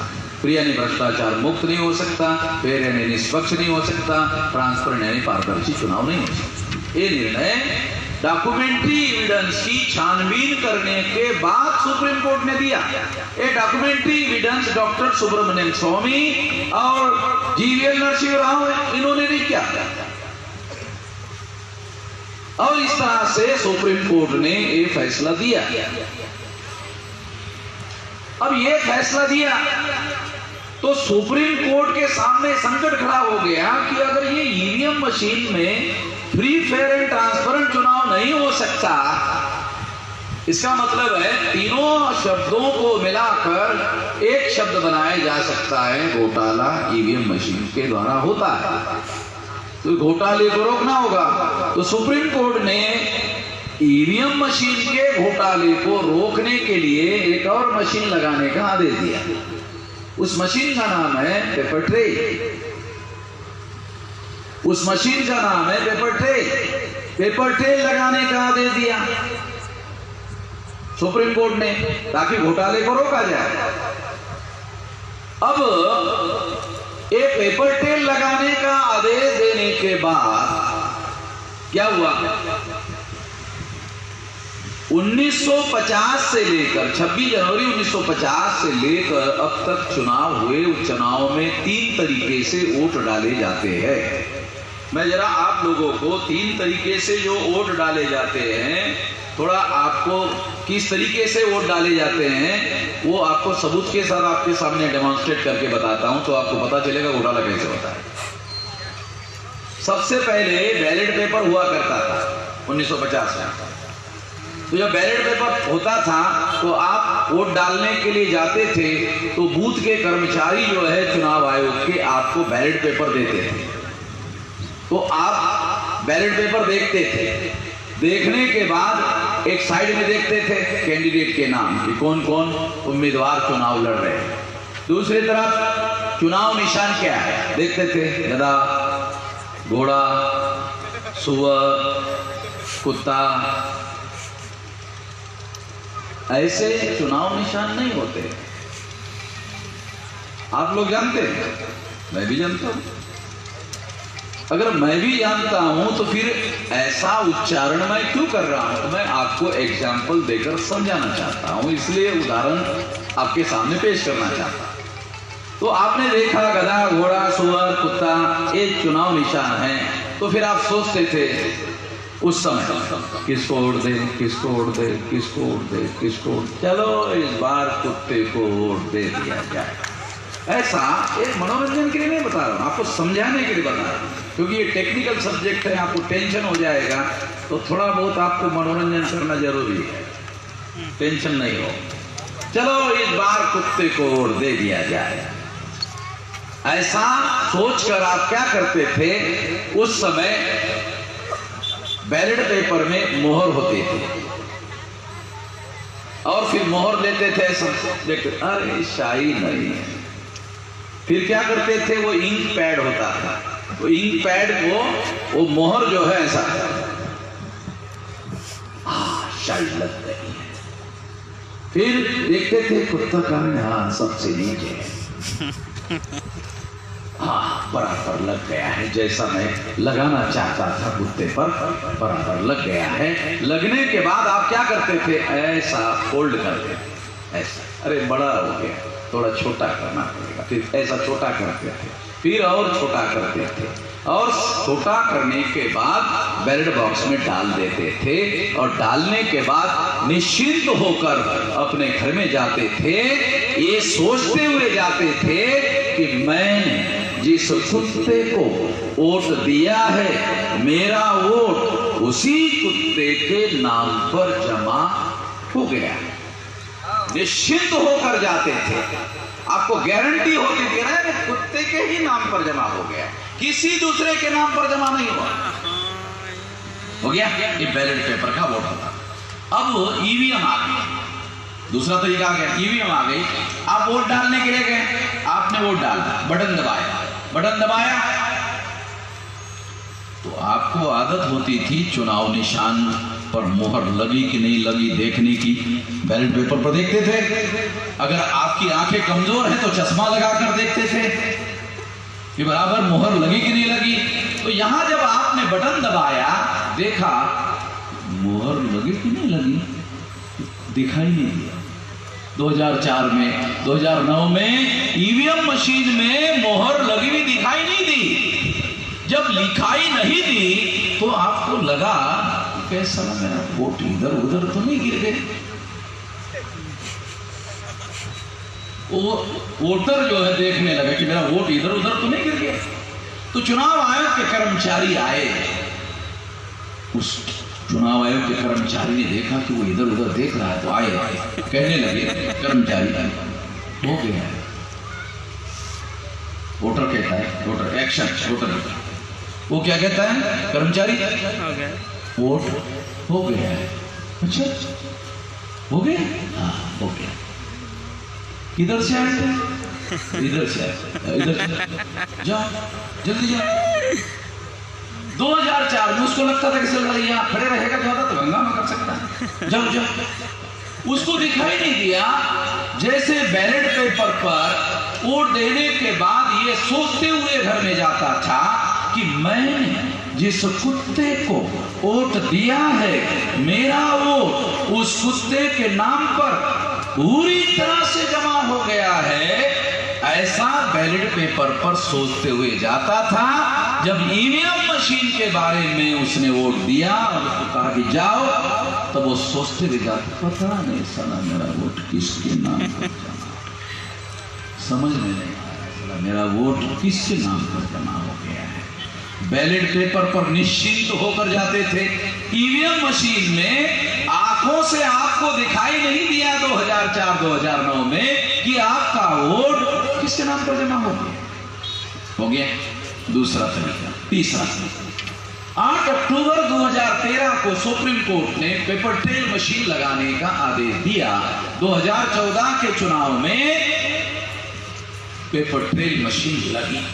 लगने के बाद आप वोट डालने के लिए गए हैं, पेपर ट्रेल मशीन, बटन दबाया, बटन दबाया, आंखों से दिखाई दिया। ईवीएम में दिखाई नहीं दिया। पेपर ट्रेल मशीन लगाने के बाद 2014 में आप गए, आंखों से दिखाई दिया कि आपने पंजे पर बटन दबाया तो निशान दिखाई दिया, हाथी पे दबाया तो निशान दिखाई दिया, साइकिल पर दबाया तो निशान दिखाई दिया, कमल के फूल पर दबाया तो चुनाव निशान दिखाई दिया। पेपर ट्रेल पर बटन दबाने के बाद आंखों से दिखाई दिया। 2014 में दिखाई दिया। कितना परसेंटेज दिखाई दिया?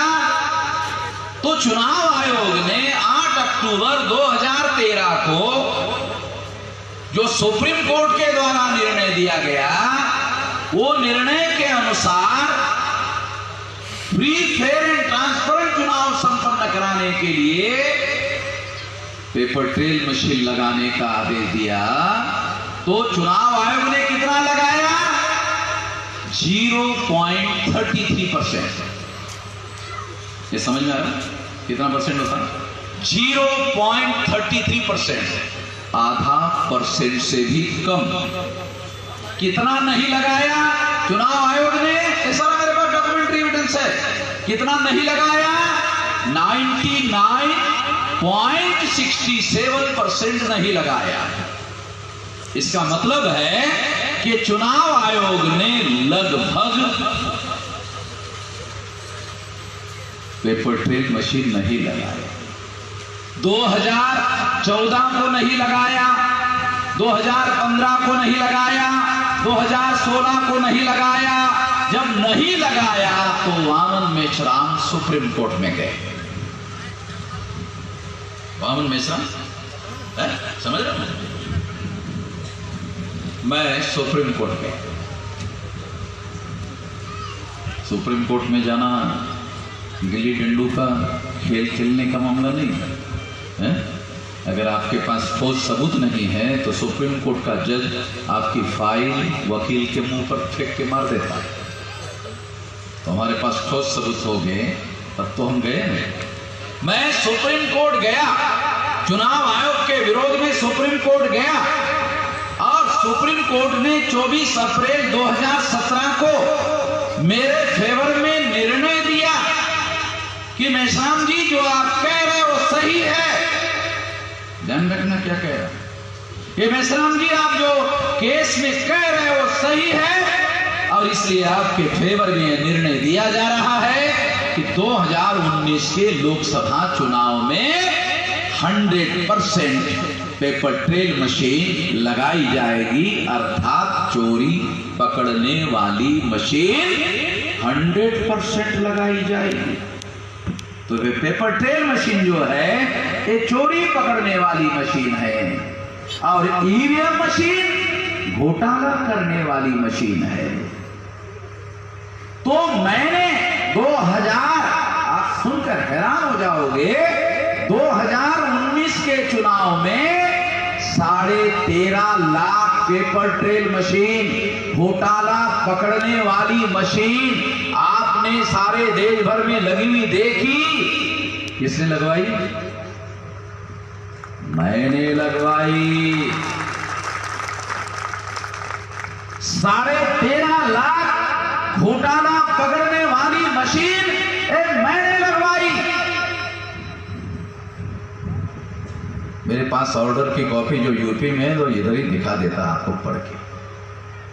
जिसको चाहिए मेरे से टेलीफोन पर संपर्क करें, मैं वो कॉपी आपकी भेज दूंगा।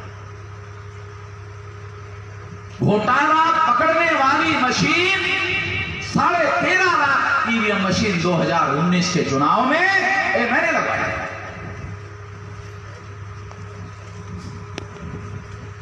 ये एरिया नट्टू खैरे का काम नहीं है ना। मैं छोटी मोटे व्यवस्था से नहीं लड़ रहा। लोकल जो अथॉरिटी है कच्छ विभाग में, उनसे नहीं लड़ा, देश की व्यवस्था से लड़, और लड़ नहीं रहा हूं, जीत रहा। क्यों?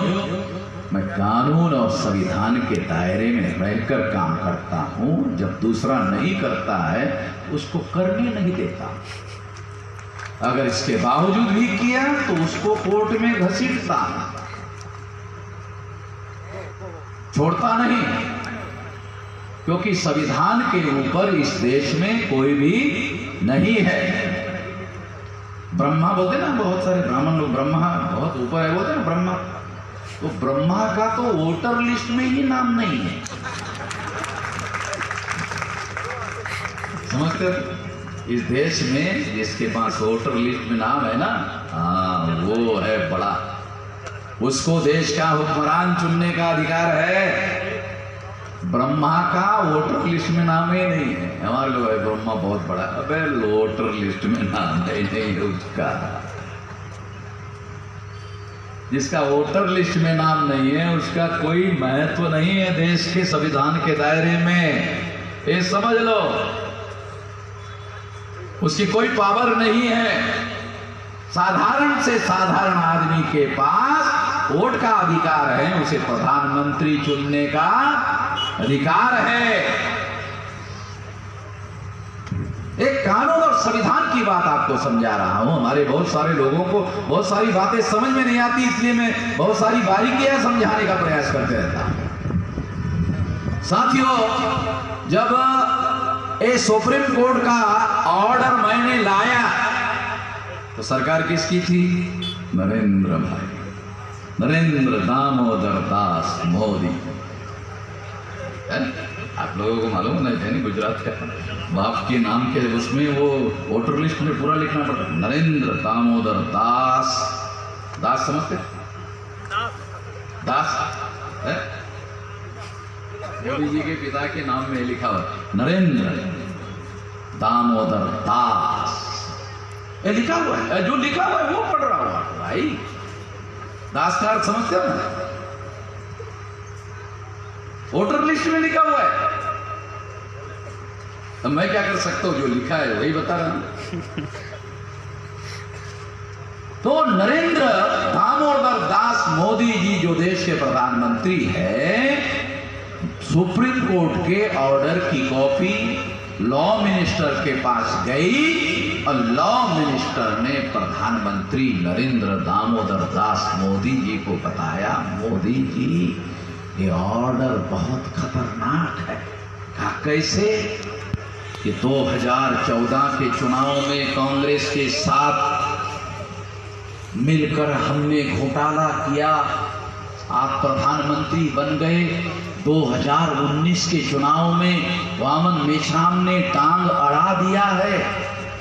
क्या मतलब? ये ऑर्डर है सुप्रीम कोर्ट का। ये पेपर ट्रेल मशीन लगेगी और पेपर ट्रेल मशीन लगेगी तो घोटाला पकड़ा जाएगा।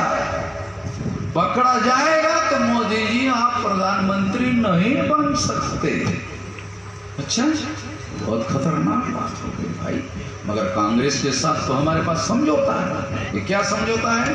कि 2004, 2009 में 2 बार कांग्रेस ने घोटाला करके चुनाव जीता, तो हमारा उनसे समझौता हुआ कि हम चुप रहेंगे, हमको भी 2 बार घोटाले से सरकार बनाने का अधिकार होना चाहिए। कांग्रेस के साथ हमारा समझौता है कि 2 बार कांग्रेस ने घोटाला करके ईवीएम में सरकार बनाई, 2 बार बीजेपी की सरकार बनेगी। कांग्रेस ने मान लिया, ये तो समझौता हमारा है। विधि मंत्री ने कहा कांग्रेस के साथ समझौता है, वामन मेश्राम के साथ समझौता नहीं है। ये ऑर्डर वामन मेश्राम का है। अच्छा,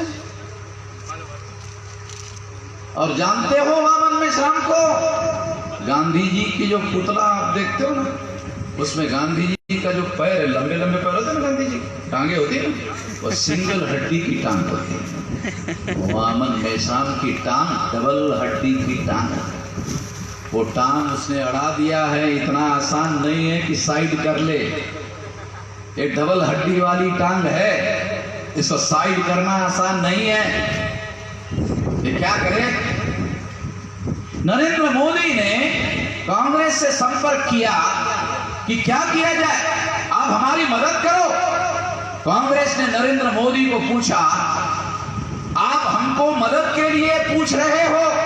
कांग्रेस ने नरेंद्र मोदी को पूछा, प्रधानमंत्री कौन है? कहा कि मैं। सरकार किसकी है? कहा हमारी। प्रशासन पर कब्जा किसका? हमारा। चीफ इलेक्शन कमिश्नर किसने? हमने बनाया। तो सारा का सारा तो तुम्हारे नियंत्रण में है भाई, तो कांग्रेस से मदद क्यों मांग रहे हो? तुम्हारे नियंत्रण में है ना। हमारी सरकार कांग्रेसियों की होती, हम पूछते आपको। सारे देश के लोग हम कांग्रेसियों को 2 नंबरी बोलते हैं, कांग्रेसियों को 2 नंबरी बोलते हैं, तो कोई ऐसे थोड़ी बोलते हैं हम 2 नंबरी है, 2 नंबर का ही काम करते रहते हैं, तो हम किसी को पूछते थोड़ी है। तो इस तरह से नरेंद्र मोदी ने कांग्रेस को कहा हमारी मदद करो, ये रोकना होगा, जब तक आप हमारी मदद नहीं करोगे ये 2019 का चुनाव जीत नहीं सकते, आप हमारी मदद करो। कांग्रेस ने कहा ठीक है कि 2 बार आपने हमारे घोटाले की सरकार चलाने दी, तो आपको मदद करना होगा। तो कांग्रेस ने अभिषेक मनु सिंघवी के द्वारा सुप्रीम कोर्ट में फरवरी 2019 में सुप्रीम कोर्ट में केस दायर किया। सारा डॉक्यूमेंट्री एविडेंस मेरे पास है। फरवरी 2019 में सुप्रीम कोर्ट में केस दायर की। केस में उन्होंने मांग किया कि ये जो वामन मेश्राम का ऑर्डर है उसके अनुसार 13 लाख से लेकर 15 लाख 18 लाख 20 लाख वोटों की फिजिकल गिनती करनी होगी, बहुत समय लगेगा, इसलिए मिलान करा। ईवीएम मशीन के अंदर वोट है तो मिलान करा दो 50%, मिलान करा दो। तो इस तरह से मिलान करने वाला प्रस्ताव सुप्रीम कोर्ट के अंदर लेकर गए कांग्रेस वाले नरेंद्र मोदी को मदद करने के लिए। जब वो मदद करने के लिए मिलान वाला प्रस्ताव लेकर गए तो हमारे वकील उधर थे। हमारे वकील ने कांग्रेस के वकील को कहा, वकील साहब आप 50% की मांग कर रहे हो, 50% मिलान करने की मांग कर रहे हो। अरे वामन मेश्राम का 100% का ऑर्डर है, 100% का ऑर्डर है। 50 ज्यादा होता है कि 100 ज्यादा होता है? बेअकल आदमी। 50 ज्यादा होता है कि 100 ज्यादा होता है? अरे वामन मेश्राम का सुप्रीम कोर्ट का ऑर्डर 100% का है, तुम 50% मिलान की मांग कर रहे हो। 50 ज्यादा होता है कि 100 ज्यादा होता है?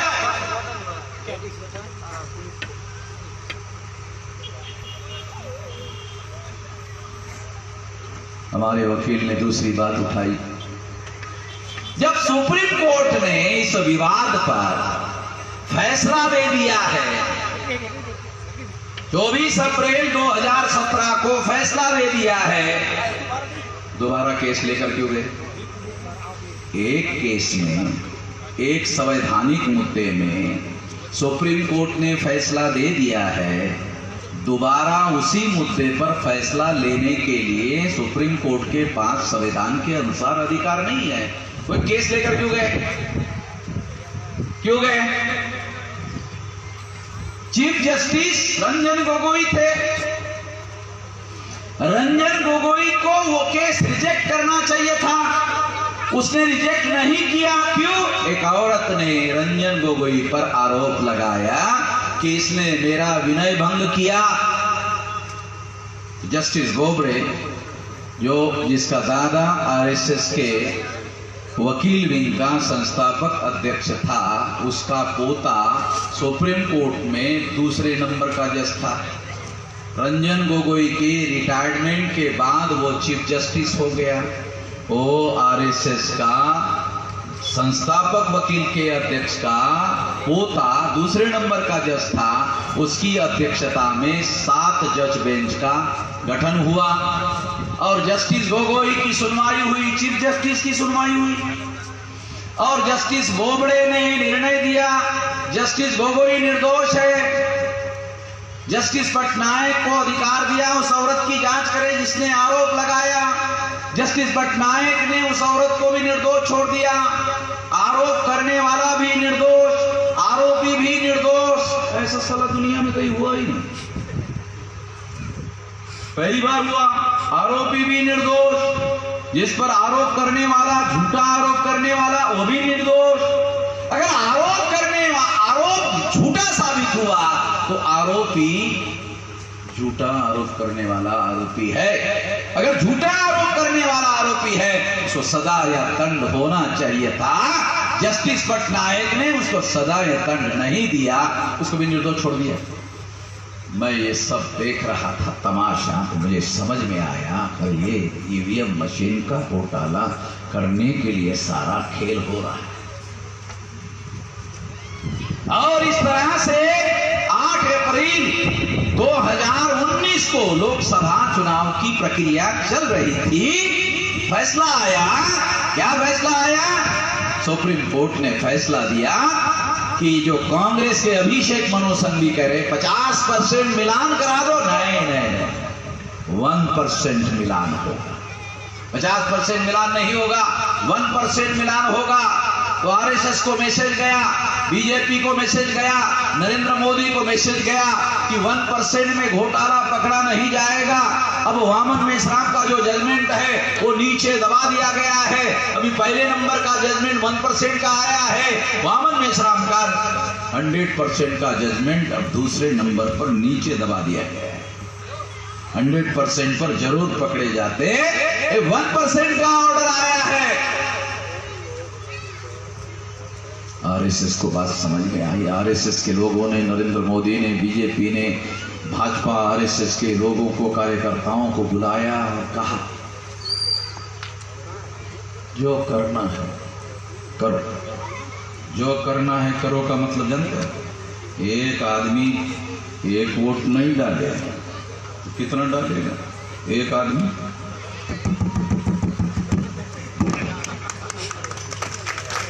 आप लोग सोचेंगे अरे ऐसा थोड़ी होता है, अब सबूत चाहिए। नरेंद्र मोदी के चुनाव का 2019 में रिजल्ट आया। नरेंद्र मोदी के चुनाव में एग्जाम्पल के तौर पर आपको बता रहा हूं, 11 लाख वाराणसी के लोगों ने वोट डाला। मशीन से कितने निकलने चाहिए? 11 लाख लोगों ने वोट डाला तो 11 लाख ही निकलने चाहिए। कितना मशीन से निकला?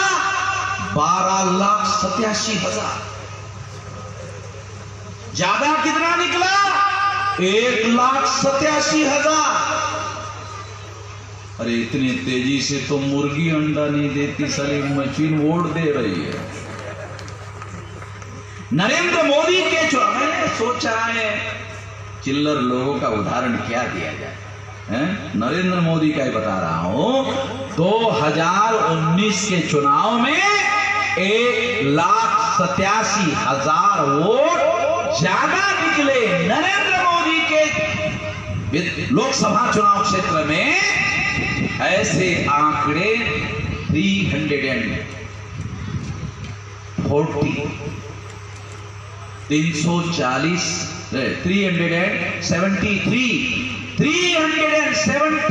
लोकसभा सीटों में ज्यादा वोट निकले। सरकार बनाने के लिए कितनी सीटें चाहिए? 272। कितने सीटों पर ज्यादा निकले? 373। ये चुनाव आयोग का लिखित दस्तावेज मेरे पास है। चुनाव आयोग ने ही मुझे लिख कर दिया कि इतनी सीटों पर ज्यादा निकले। हो गया डॉक्यूमेंट्री एविडेंस घोटाला। मशीन से आंकड़े निकले, प्रूव हो गया कि ये घोटाला हो गया।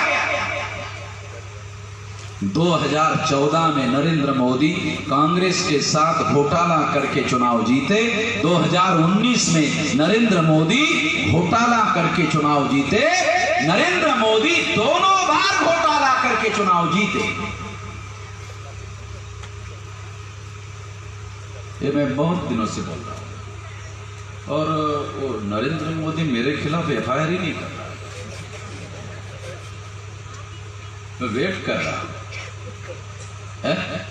मैं वेट कर रहा हूं अगर मेरे खिलाफ एफआईआर कर दे तो मुझे कोर्ट में सारे सबूत पेश करने का मौका मिल जाए, तो उसको नरेंद्र मोदी को मालूम है मोहम्मद मिश्रान के पास सबूत है, तो मेरे झंझट में नहीं तो कोई आदमी थोड़ा भी बोल देता तो एफआईआर दूसरे इमीडिएट पुलिस वाले इसको पकड़ लेते। दिल्ली में नरेंद्र मोदी की सरकार, मैंने वहां कहा, उत्तर प्रदेश में 75 दिन में ये बात कह रहा हूं, बीजेपी की सरकार, और वहां का मुख्यमंत्री वो बाबा है ना, कह रहा है वो बाबा का है, वो बाबा है यज्ञ, कितना पढ़ाई लिखाई किया, स्कूल भी ही नहीं गया। हैरान करने वाली बातें है। उसका क्वालिफिकेशन क्या है, बाबा। कौन से यूनिवर्सिटी में डिग्री है, ऐसी कोई यूनिवर्सिटी ही नहीं है दुनिया में ये बाबा की डिग्री मिलती है।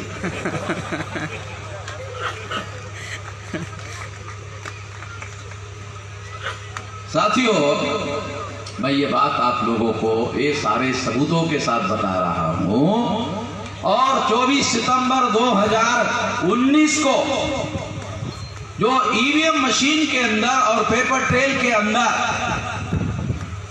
जो डाटा कलेक्ट था, डाटा था, सबूत था, चुनाव आयोग ने लिख कर दिया, 24 सितंबर 2019 को लिख कर दिया, डाटा हमने डिस्ट्रॉय कर दिया। कौन सा डाटा डिस्ट्रॉय किया ना चुनाव आयोग ने? जो डाटा ये प्रूव कर सकता था कि नरेंद्र मोदी ने घोटाला करके चुनाव जीता, वो डाटा चुनाव आयोग ने डिस्ट्रॉय कर दिया, और डिस्ट्रॉय कर दिया ये लिख कर दिया।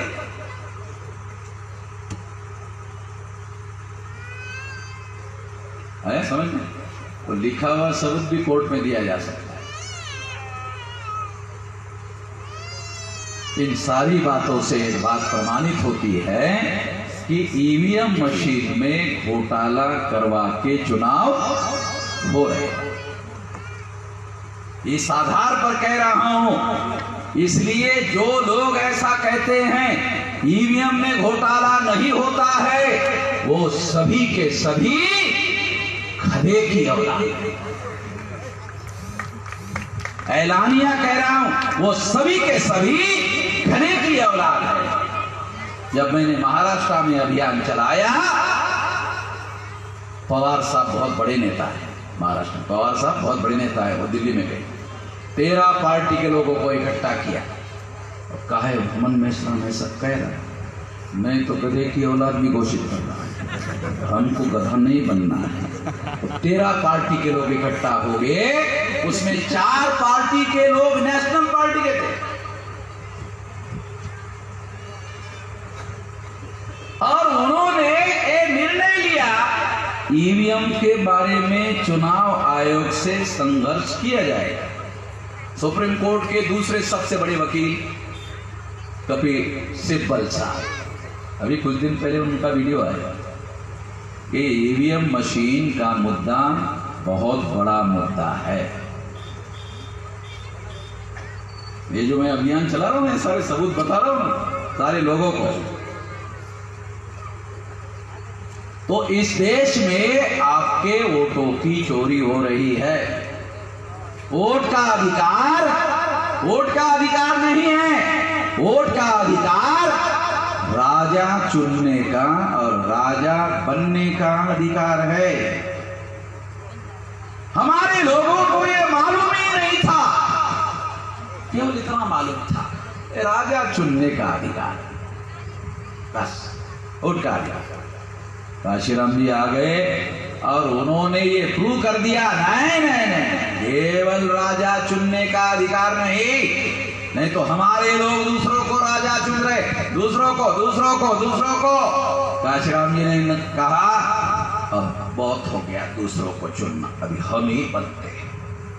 तो काशीराम जी ने ये संघर्ष करके ये प्रूव कर दिया कि अब उत्तर प्रदेश का राजा मायावती होगी, मायावती को राजा बना दिया। तो वोट का अधिकार नहीं है, राजा चुनने का और राजा बनने का 2 अधिकार है। उसमें राजा चुनने का अधिकार छोटा अधिकार है, राजा बनने का अधिकार बड़ा अधिकार है। हमारे लोग छोटा अधिकार ही उपयोग में लाते थे, दूसरों को चुनते थे, कभी नेहरू को, कभी इंदिरा को, कभी राजीव गांधी को, दूसरों को चुनते थे। तो इसलिए साथियों, आने वाले समय में जो ईवीएम में घोटाला हो रहा है, आपके वोटों की चोरी हो रही है, संविधान में जितने आपको अधिकार मिले वो सारे अधिकार वोट के अधिकार पर डिपेंडेंट है, निर्भर है।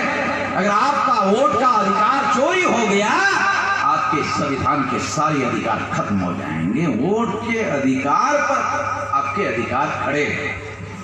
वोट का अधिकार है तो अपने अधिकारों की रक्षा कर सकते हो जो संविधान में है। कैसे? जो संविधान के विरोध में काम करेगा उसको आप चुनाव में हरवा सकते हो। जो वोट की रक्षा करेगा, संवैधानिक अधिकारों की रक्षा करेगा, उसको आप चुनवा कर ला सकते हो। ये सारा अधिकार वोट के अधिकार पर निर्भर है। अब आपका वोट का अधिकार ईवीएम मशीन के द्वारा चोरी किया जा रहा है। ईवीएम मशीन में आप वोट डालते हो, अरे बैलेट पेपर तो आपको आंखों से दिखाई देता है। ईवीएम मशीन के अंदर जब वोट आपका जाता है, इलेक्ट्रॉनिक रिकॉर्ड होता है। इलेक्ट्रॉनिक रिकॉर्ड दुनिया वाले कहते हैं ट्रांसफरेबल होता है। एक आदमी का डाटा दूसरे आदमी के नाम पर ट्रांसफर हो सकता है। मोबाइल में आप मैसेज टाइप करते हो, दूसरे के नाम पर ट्रांसफर कर सकते हो। ये इलेक्ट्रॉनिक साधन है। ईवीएम भी इसी तरह से इलेक्ट्रॉनिक साधन है। जब मोबाइल का मैसेज ट्रांसफर कर सकते हो, ईवीएम का भी डाटा ट्रांसफर कर सकते हो। मोबाइल का डाटा ट्रांसफर हो सकता है तो ईवीएम का डाटा भी ट्रांसफरेबल है। अब ये कौन कहता है? सारे दुनिया के एक्सपर्ट कहते हैं। तुम्हारे ना मानने का कोई मतलब है नहीं है। ये समझना, ये जानना बहुत जरूरी है। इसलिए सारे देश भर में ये जागरण मैं बता रहा हूं और ये जानकारी लोगों को दे रहा हूं। तो अब हमने निर्णय किया कि भी अब ये घोटाला तो हो रहा है, अब ये घोटाले को रोकने के लिए क्या करना होगा? ईवीएम में घोटाला होता है, सबसे पहले जनता को बताना होगा, क्योंकि आंदोलन करना है तो जनता को समझाना होगा। जनता अगर मानती है तो आंदोलन में साथ देगी, तो जनता जो है वो साथ दे, इसलिए उसको जागृत करना होगा। ईवीएम में घोटाला होता है। हमने सारे देश भर में 365 दिन का अभियान शुरू किया।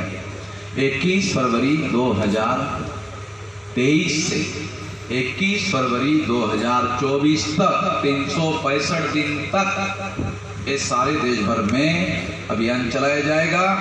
31 स्टेट में 674 जिलों में ये मामला चलेगा। 6000 तहसीलों में ये मामला जाएगा। इतना विशाल जागरण अभियान चलाया जा रहा है। तो ये पहला स्टेप हम कर रहे हैं। दूसरा स्टेप क्या है? जागरण के बाद हम लोग इस देश में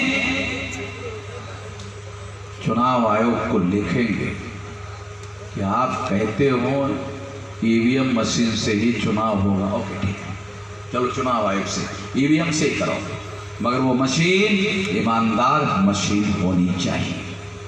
चलो ठीक है, आप ईवीएम मशीन से ही करवाओ, मगर ईवीएम मशीन ईमानदार होनी चाहिए। और अगर ईमानदार मशीन से आपने चुनाव नहीं करवाया, हम लिख कर दे कि हमको ईवीएम मशीन में क्या बदलाव होना चाहिए। अगर आपने नहीं माना, भारत बंद करेंगे। आपको मालूम है हम लोगों ने भारत बंद करवाया था, याद है? भारत बंद करवाया था। जब हमने भारत बंद करवाया था, नरेंद्र मोदी, अमित शाह, आरएसएस, विश्व हिंदू परिषद, इन लोगों ने सीए का कानून पास किया, सिटीजनशिप अमेंडमेंट का कानून पास किया, और ये जो कानून पास किया इसके विरोध में भारत बंद मैंने करवाया। भारत बंद करने के बाद नरेंद्र मोदी का कानून डब्बे में बंद करके दिया, अमित शाह का कानून डब्बे में बंद किया, भाजपा का कानून डब्बे में बंद किया, आरएसएस का कानून डब्बे में बंद किया। नरेंद्र मोदी ने, अमित शाह ने अभी तक लागू नहीं किया। अमित शाह कहते उल्टा टांग देंगे, अरे मैं नहीं टांग दिया भाई तेरे को, तू टांग देंगे देंगे भविष्य में, अरे मैंने तो टांग दिया ना। ये जो सीए का कानून है एक डब्बे में हमने बंद कर दिया, लागू नहीं किया गया। अभी तक राष्ट्रपति का कोई अधिसूचना जारी, जब तक पार्लियामेंट का कानून राष्ट्रपति अधिसूचित ना कर दे तब तक कानून लागू नहीं हो सकता। अभी तक राष्ट्रपति ने इस कानून को अधिसूचित नहीं किया, इसका मतलब है हमने उस कानून को भारत बंद करके रोक दिया। लोग कहते हैं नरेंद्र मोदी बहुत शक्तिशाली प्रधानमंत्री है, बात सही, नरेंद्र मोदी बहुत शक्तिशाली प्रधानमंत्री है, लोग जो कहते हैं सही है। ये जो शक्तिशाली प्रधानमंत्री का कानून वामन मेश्राम ने लागू नहीं होने दिया, वामन मेश्राम भी शक्तिशाली है? अरे समझ में आ रहा? अगर नरेंद्र मोदी की ताकत और मेरी ताकत बराबरी की होती तो फिर मैं रोक नहीं लगा सकता। नरेंद्र मोदी के ताकत से मेरी ताकत 1 इंच ज्यादा निकली, तब तो बंद कर दिया ना। तो समझ आ रहा? अरे 1 इंच अगर मेरी ताकत ज्यादा नहीं है तो वो कानून डब्बे में गोल क्यों हुआ? 1 इंच ताकत नरेंद्र मोदी से मेरे पास ज्यादा है। नरेंद्र मोदी के गुरु आरएसएस वाले, नरेंद्र मोदी आरएसएस से डरता है और आरएसएस वाले के हेडक्वार्टर पर 4 लाख लोगों का मोर्चा लेकर गया। वो हेडक्वार्टर उनका था, लॉक लगाकर भागते। आरएसएस वाले मेरे से डरते हैं, नरेंद्र मोदी आरएसएस से डरता है, आरएसएस वाले मेरे से डरते हैं। कुछ समझ में आ रहा है? समझना जरूरी है भाई,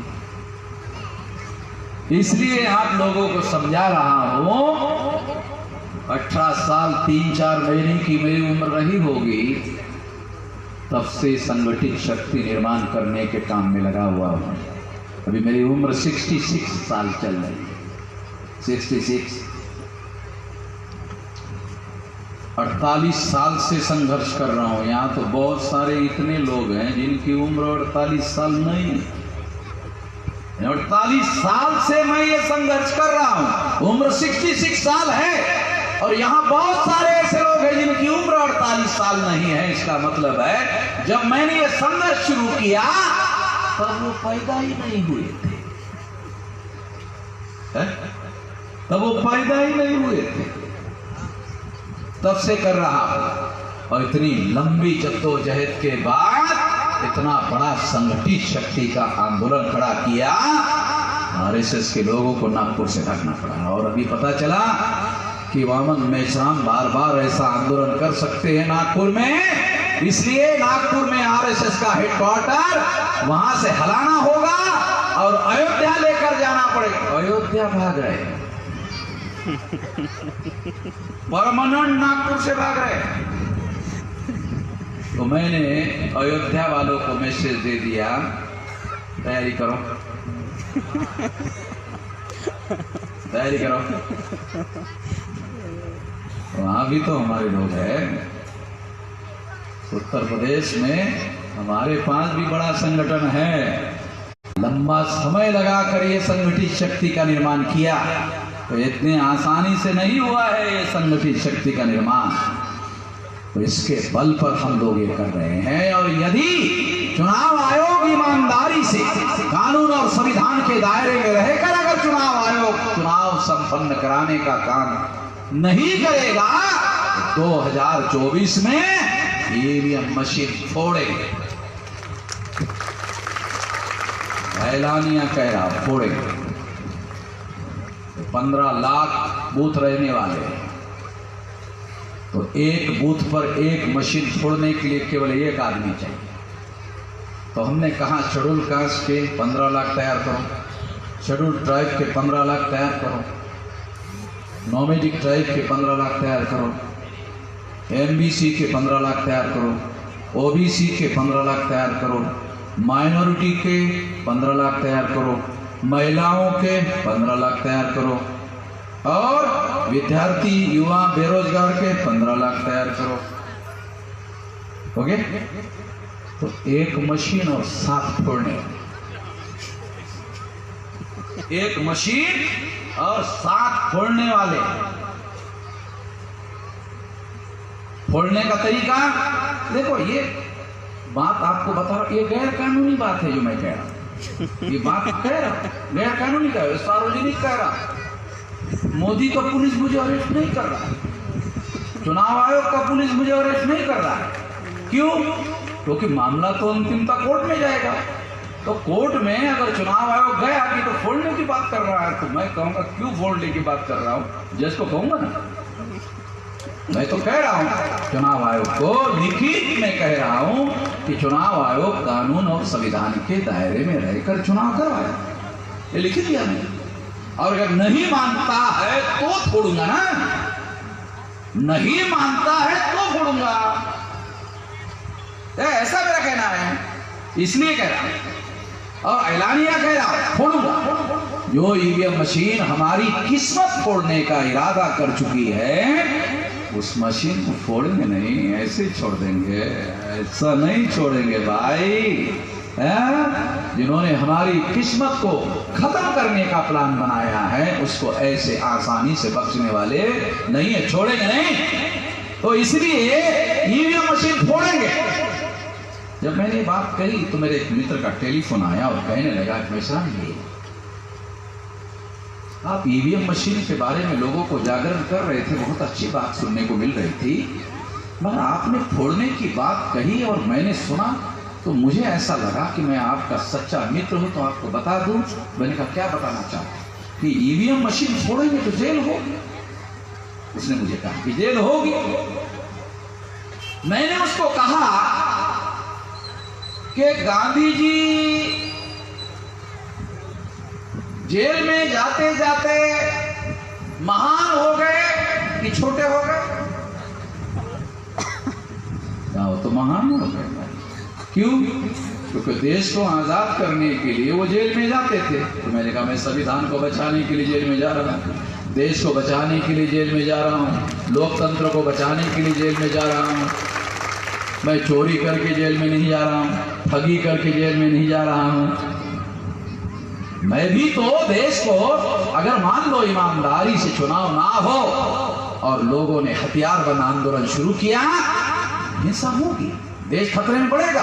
तो देश को बचाने का काम कर रहा हूं मैं, तो संविधान को बचाने का, कानून को बचाने का, लोकतंत्र को बचाने के लिए ये ऐसा कर रहा हूं। तो अगर गांधी जी जेल में जाते जाते महान हो गए, तो कहा मैं भी तो थोड़ा सा महान हो ही जाऊं। गांधी जी जब महान हो गए थे तो गांधी जी ने क्या किया था? गांधी जी ने किया था, गांधी जी ने कहा था क्विट इंडिया। अंग्रेजों को कहा भारत छोड़ो। अंग्रेजों क्या कहा? भारत छोड़ो। अगर पंडितों ने मुझे जेल में डाला, क्योंकि वो तो अंग्रेज डाल रहे थे, इधर तो पंडित लोग डालेंगे ना, तो फिर मैं पंडितों को कहूंगा, अगर पंडितों ने मुझे जेल में डाला तो मैं कहूंगा मैं भी महान हो जाऊंगा। तो मैं कहूंगा ऐ पंडितों, तुम भी डीएनए के अनुसार भारतीय नहीं हो, भारत छोड़ो। ऐ पंडितों, भारत छोड़ो। साथियों, जिनको भारत छोड़ने के लिए मैं चेतावनी दे रहा हूं, मैं नहीं चाहता कि वो भारत छोड़कर जाए। मैं चाहता हूं कि वो इधर ही रहे। जब हम लोग राजा बनाएंगे तो कोई ना कोई प्रजा चाहिए ना पाए। हाँ? अपने ही लोगों पर राज करने में कई सारा मजा नहीं आता। तो प्रजा चाहिए, तो मैं नहीं चाहता कि वो लोग चले जाए, इसलिए हम लोग ईवीएम मशीन की ये जो लड़ाई है ये साधारण लड़ाई नहीं, इसे समझने की कोशिश करो। चुनाव में ये सारी बातें उन लोगों ने लाई, इस बात को जानने समझने की जरूरत है। और इस तरह से अगर हम अपने आंदोलन को चलाने के लिए अगर हम लोगों का समर्थन करते हैं तो जो ईवीएम मशीन के संदर्भ में हम चाहते हैं वो होकर रहेगा।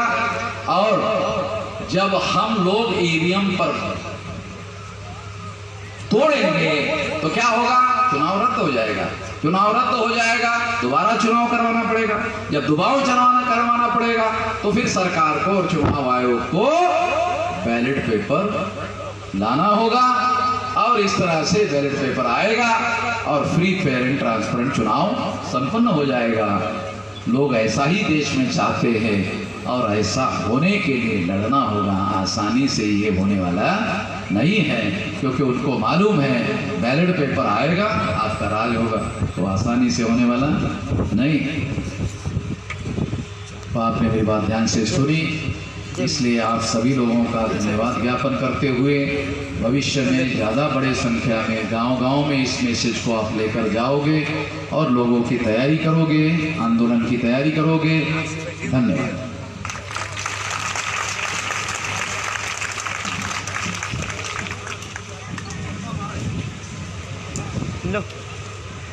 Hello sir.